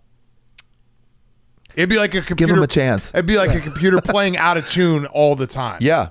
Mm-hmm. Yeah, I don't think that they can do that. I heard an AI Motown version of "Never Let You Go," and it was like to hear that. Moving. Like it was like I felt something in that second verse, and that freaked me out. Yeah. Yeah. And then after, were you angry at yourself? Were you like, I can't believe I enjoyed that? It was a computer that did it. Well, what I'm saying is that I hope that we will be able to have a sort of a digital copyright of ourselves, and that instead of just being scraped, that going forward into a blissful future, that as what you do matriculates out, somehow that will come back in some kind of royalty. I think that that's possible. It hasn't happened yet. Yeah. I mean, that would be ideal. But knowing how these things tend to work, I'm not so sure that that's like someone's going to make sure to get all the clearances to go back and pay somebody that wrote a song, that influenced sliding doors. I do like that you have an optimistic spin on AI, because it's sometimes hard to really grasp it and not get a little bummed out. Oh, I'm bummed out as fuck. Okay. Mm-hmm. Yeah. My whole I find it to be incredibly reckless. Yeah. And that there's 8 guys that are going to own it. I have a lot of problem with. It's basically like having 100 million Nobel Prize winning workers come in, but all of their income goes to 8 people. Mm-hmm. I have a problem with that. Yeah, my optimistic it's us against them. Yeah, my optimistic spin on AI, and it the music industry is definitely part of it, is that I'm hoping we reach a point, or it will be ugly to get to this point, but because everything will be fake or computerized, that like human interactions one-on-one becomes gold. Yeah, and kind of as just going back to what we were saying before about Spotify, Third Eye Blind is bigger than it's ever been. I believe more people listen to it, and more people go to our shows, and they are young. They are finding something in it that they value, and they're finding it from each other. And that is, I acknowledge, is a product of file sharing and file sharing apps that is that I'm grateful for. Yeah, actually, when the Napsters of the world came out, the Morpheuses of the world back in, when was that? Probably like around 2000. They started to really make a dent. That's when the two Seans. Were you resistant to that at first? I met I think it was Sean Parker walking through some arena or something in Las Vegas, and we met. And I said, "Hey, you owe me $1 million." That's what he did. He laughed. He had a little nervous laugh. He's like, "No, seriously, $1 million." Yeah, and anyway. Did he respond? That was kind of a joke. We hung out a little but bit also a because little it was like, serious. I know this is gonna, technology is gonna happen.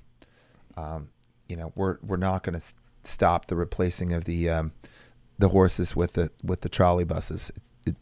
But what we do with it and how it redounds to people is an open question. Yeah. Mm-hmm. What's your? Do you have a specific venue that is like near and dear to your heart? Your favorite venue you've ever played? I love the Aragon. I'm in Chicago. Yeah. And that's why I got to come see you guys. I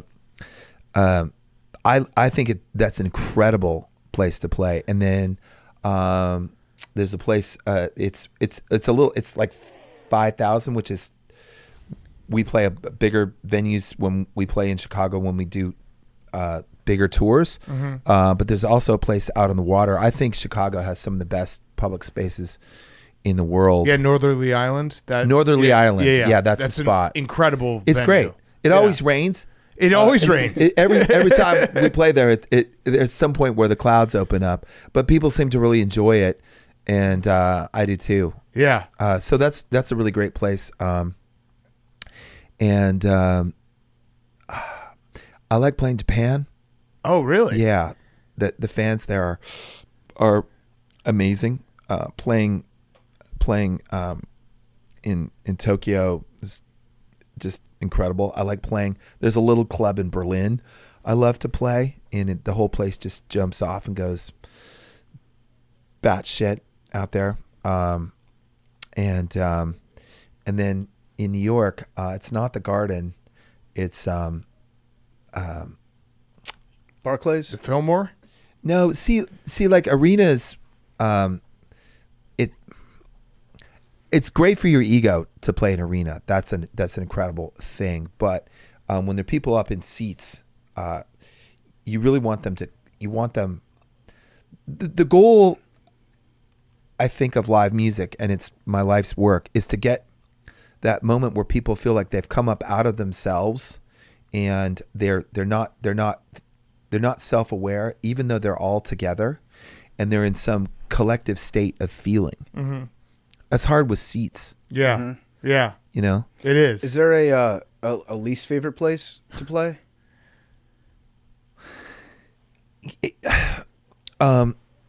Some people really love Las Vegas. They just love it. I have friends who love it. Go get it. Vegas guys. Yeah. Yeah. That's not me. Like getting across the lobby to get to the elevator where I stay during the show, and then you go back through all the kitchens. Mm-hmm. What about the Sphere? To the gig? That'd be sick. Yeah, but see the Sphere. So people say that they like the Sphere, but everybody says the same thing, which is there's a tiny little person in this great big thing. So it's spectacle over what you were talking about, which is that human interaction. Yeah. Mm-hmm. And I don't really see it. I mean, they had The Wizard of Oz playing there, mm-hmm. and that was kind of my favorite movie of all time.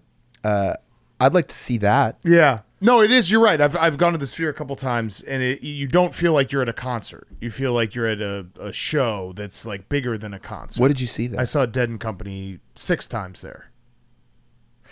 But that'd be kind of good because you're not really being asked by them to.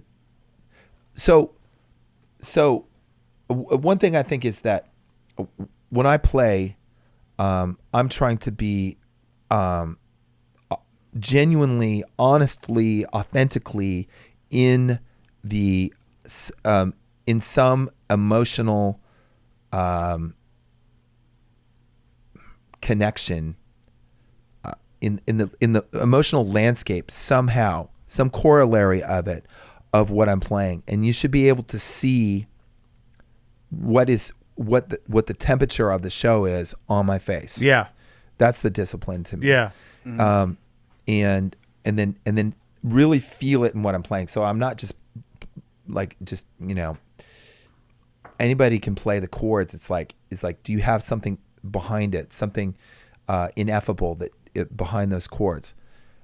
And so if you see me, hopefully you're gonna be sort of infused with that sense of feeling. I think for them that's not so much visual. Yeah. So they're sort of into fully just sort of the musical aspect of what they're doing, and so you can have. I think that'd be conducive to a big light show. I mean, it was great. Basically. It was awesome. Yeah. But it definitely feels different than being at a more intimate, ballroom. By the way, I looked it up. I saw you in 2009 at the Aragon. It was a great show. 8 mushrooms. I think one of my friends freaked out and left because he ate too many mushrooms, but I had a great time. Just the right We sound good amount of on mushrooms, the right amount. Yeah, I had a great time. I just remember being like, this Thanks is for coming. awesome. Yeah, dude. Wow. Why wouldn't I? I'm flattered. Thank you for coming here. This is it was, Oh, yeah, that no, I was had to find 16 out. years ago. Yeah. Why did these guys? Why the hell I are really these wanted guys? to know. Yeah. Did you get like a? Because we've mentioned you a couple times. I know that we mentioned during COVID that we missed out on you. Did you have anyone reach out being like, "Hey, these guys talked about you," or was it just? I didn't know that you talked about me. I knew that you wanted me to be on your podcast during COVID, and I wanted to do it because I wanted to, everybody. We wanted to reach out and find some way of connecting with people. So I was into doing it then, and yeah. Well, it has been awesome. I have one last question for you. Roback question, RHOBACK.com, promo code TAKE, 20% off your first purchase. Q-zips, polos, hoodies, joggers, shorts, roback.com, promo code TAKE. Back to Semi-Charm Life. Were you shocked that was the song that popped? Or was there any part of you that's like, hey, that's kind of crazy that song specifically became the big song that obviously brings in a huge amount of audience that can then listen to the whole album? Yeah, I was like, there's no way that's getting played on the radio. Yeah. This is a filthy, dirty song. Yeah, I mean, it is a dirty song, and I feel like people just don't realize that. Was there a song Bless their hearts that you thought was going to be the song, and then it became, it was no, like, oh shit. I didn't think that's not what I was thinking at all. I was, there were bands like Camper Van Beethoven I loved, and their big record sold 300,000 copies, and my ambition was that we made a record that could sell 300,000 copies. And I remember talking about that. That's what I was thinking at the time. And then I was driving over the Bay Bridge, and from Berkeley to San Francisco, and I heard it on the radio. I heard it on Live 105, which was the local alternative station that I had grown up listening to, and it was one of the most effusive moments. It's like, I can't believe they're playing this thing on the radio. Yeah. And then how many albums did you sell? You wanted to sell 300,000. I don't know. Which I don't know. 7 million. That's a lot good. of albums. It's a lot of records. Yeah. I bought it twice because thank this you. is my CD scratched back in CD days. But but I play. I really am supposed to be making this new record now, and I feel so many distractions, but I want to get into that mind frame to make this record, and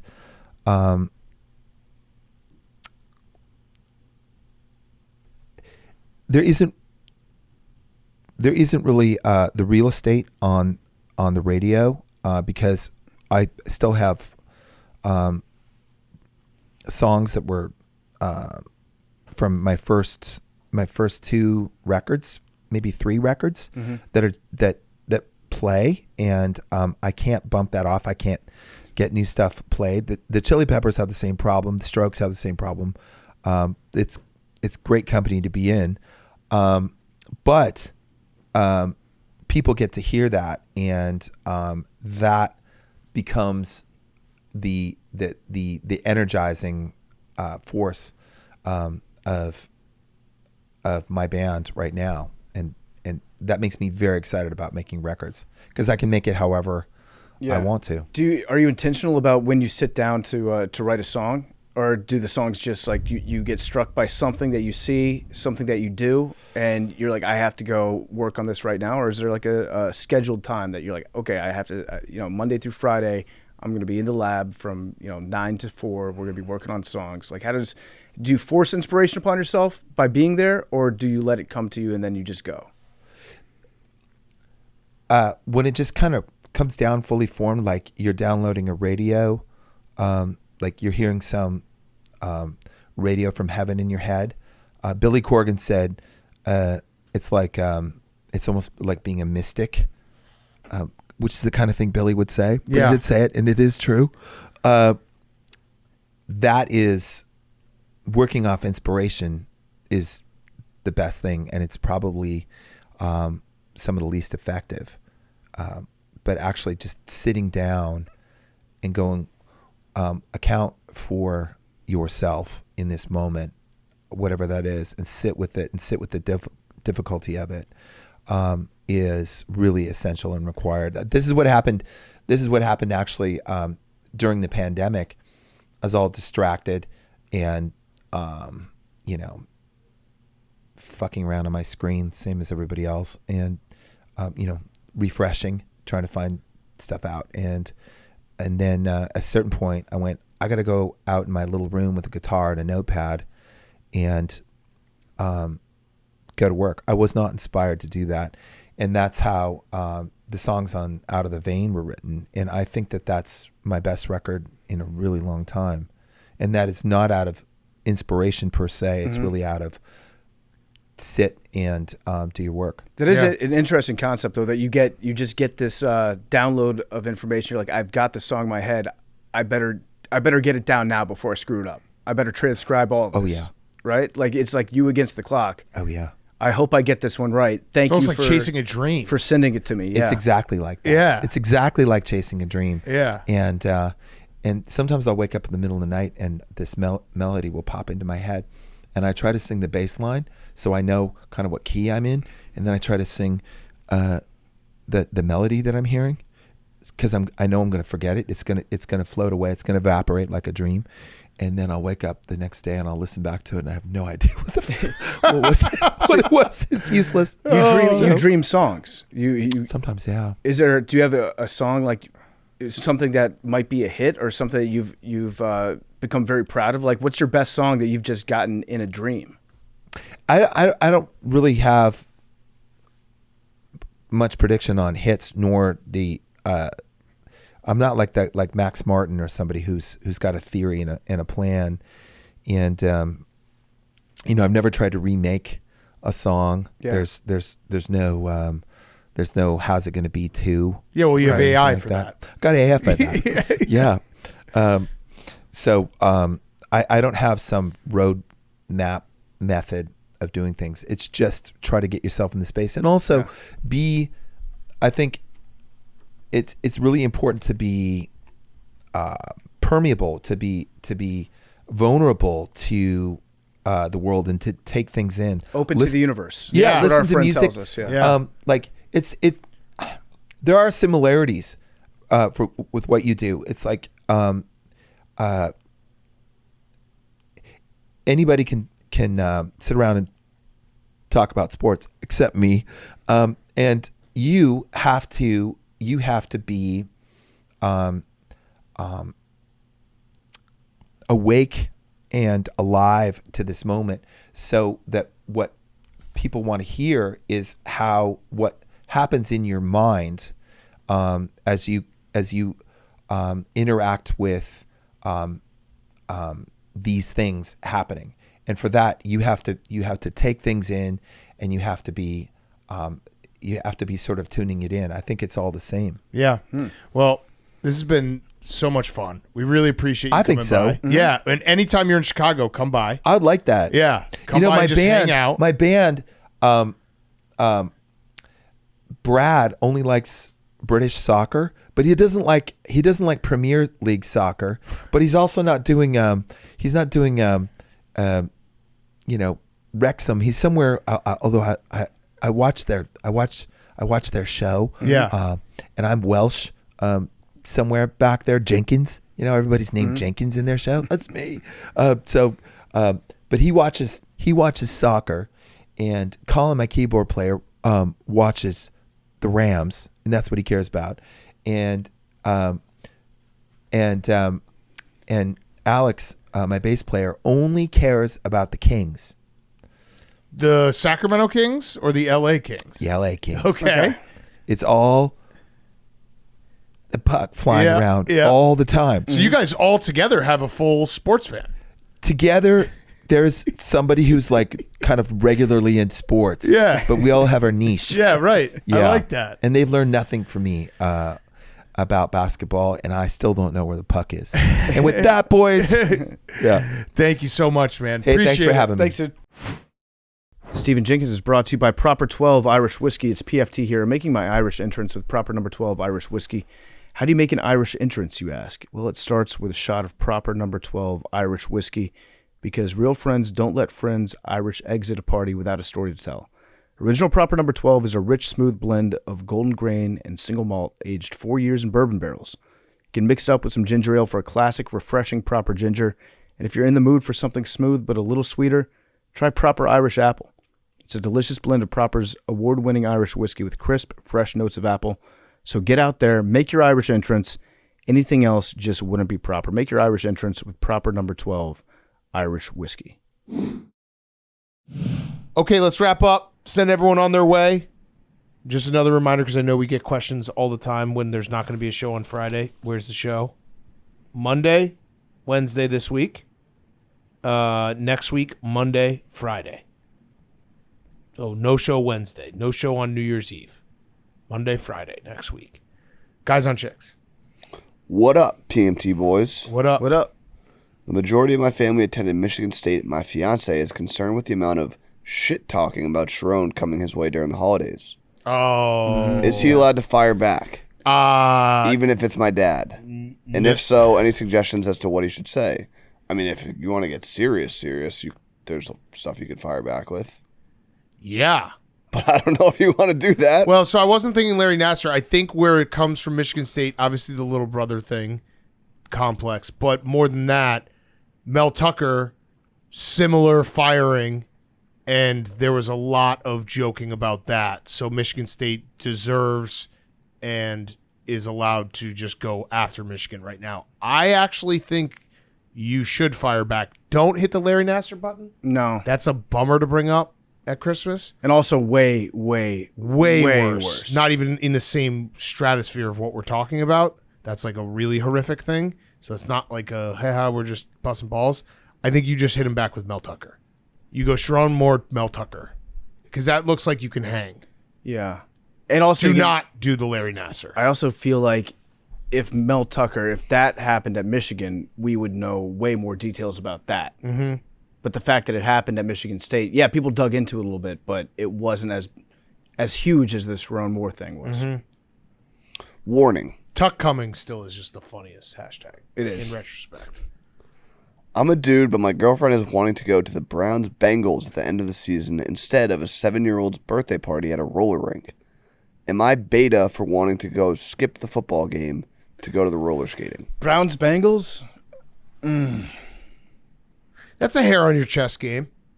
Like that's a fun experience. It's like, hey, we're just gonna go in this, embrace the suck. Why does she want to go?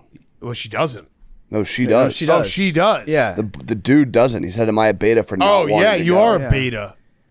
Yeah. It sounds like you don't love football. That's okay if you don't love football. Some guys don't love football. It sounds like you might be a guy that doesn't love football. I would say he's 100% a guy who doesn't love football. I would ask him, are you a guy that loves football? If he says yes, then you're dating a liar. You have two options here, buddy. You either love football or you love little kids. You pick. Or roller skating. Mm-hmm. With little kids. No, Big Cat's right. He specified roller skating. Big Cat's right. Would you rather watch sports or go look at little kids? Mm-hmm. Those are your options. We've just laid them out. I know where I You stand. can make your decision. I'll be watching football. All right, last one. My boyfriend has recently started using hair gel because he finally has enough hair to use it. Was a buzz cut guy, grew his hair out. While I do think he looks good with it, he's gone a little overboard. He will shower at night and put it in before bed because he always wants his hair to look perfect. I'm glad he likes it, but I'm getting kind of annoyed by it. What should I do? What were you going to say, Zach? That's insane. Insane. Yeah, it's nuts. That's a wild move. think- In the sheets? You're just gelling up? I think this guy might have a little bit of American Psycho in him. Like he's staring at himself in the mirror with his new hair, wearing it to bed. Oh, speaking of which, throwing out a recommendation for Christmas break, not because of our affiliation or anything. Beast in Me, really good. I liked it. I did not like the last 2 or 3 episodes. Oh, I loved episode 7. But before that, it was good. It's a very good show. American Psycho-esque. Yes. Yeah. Matthew Rhys is incredible in it. What? Matthew Rhys is incredible. Yeah. I could deal with a little less of the Claire Danes hyperventilating.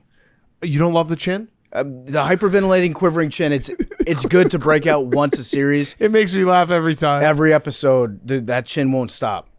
You're basically asking Steph Curry not to take threes. I am. You can't do that. But you can't say, "Hey, Claire Danes, do this emotional show and don't quiver your chin." Much like Steph Curry, I fear that Claire Danes has inspired a new generation of actresses to just be chin only. Chin quiver. Yeah. I can't remember the Chin de Aragua. Oh yeah, this guy's weird. Weirdo. Mm-hmm. All right, memes. What a Christmas gift this would be to send you off. You ready? Numbers. 3. Come on, memes. Come on, memes. That was generous of you all. 100. 25 for Christmas. I'll go 85. 95. 8. 8 for Hanukkah. I'm Maureen Hanington. I'm all over that. What'd you guess, sir? 22. 93. That was a fate. You want one more? Sure. Yeah. It's a double show. We are at 29 now. 29. Memes. You're getting close, memes. They haven't updated this. You kind of got to get it before Super Bowl memes because that's going to be a lot of people. New York Jets.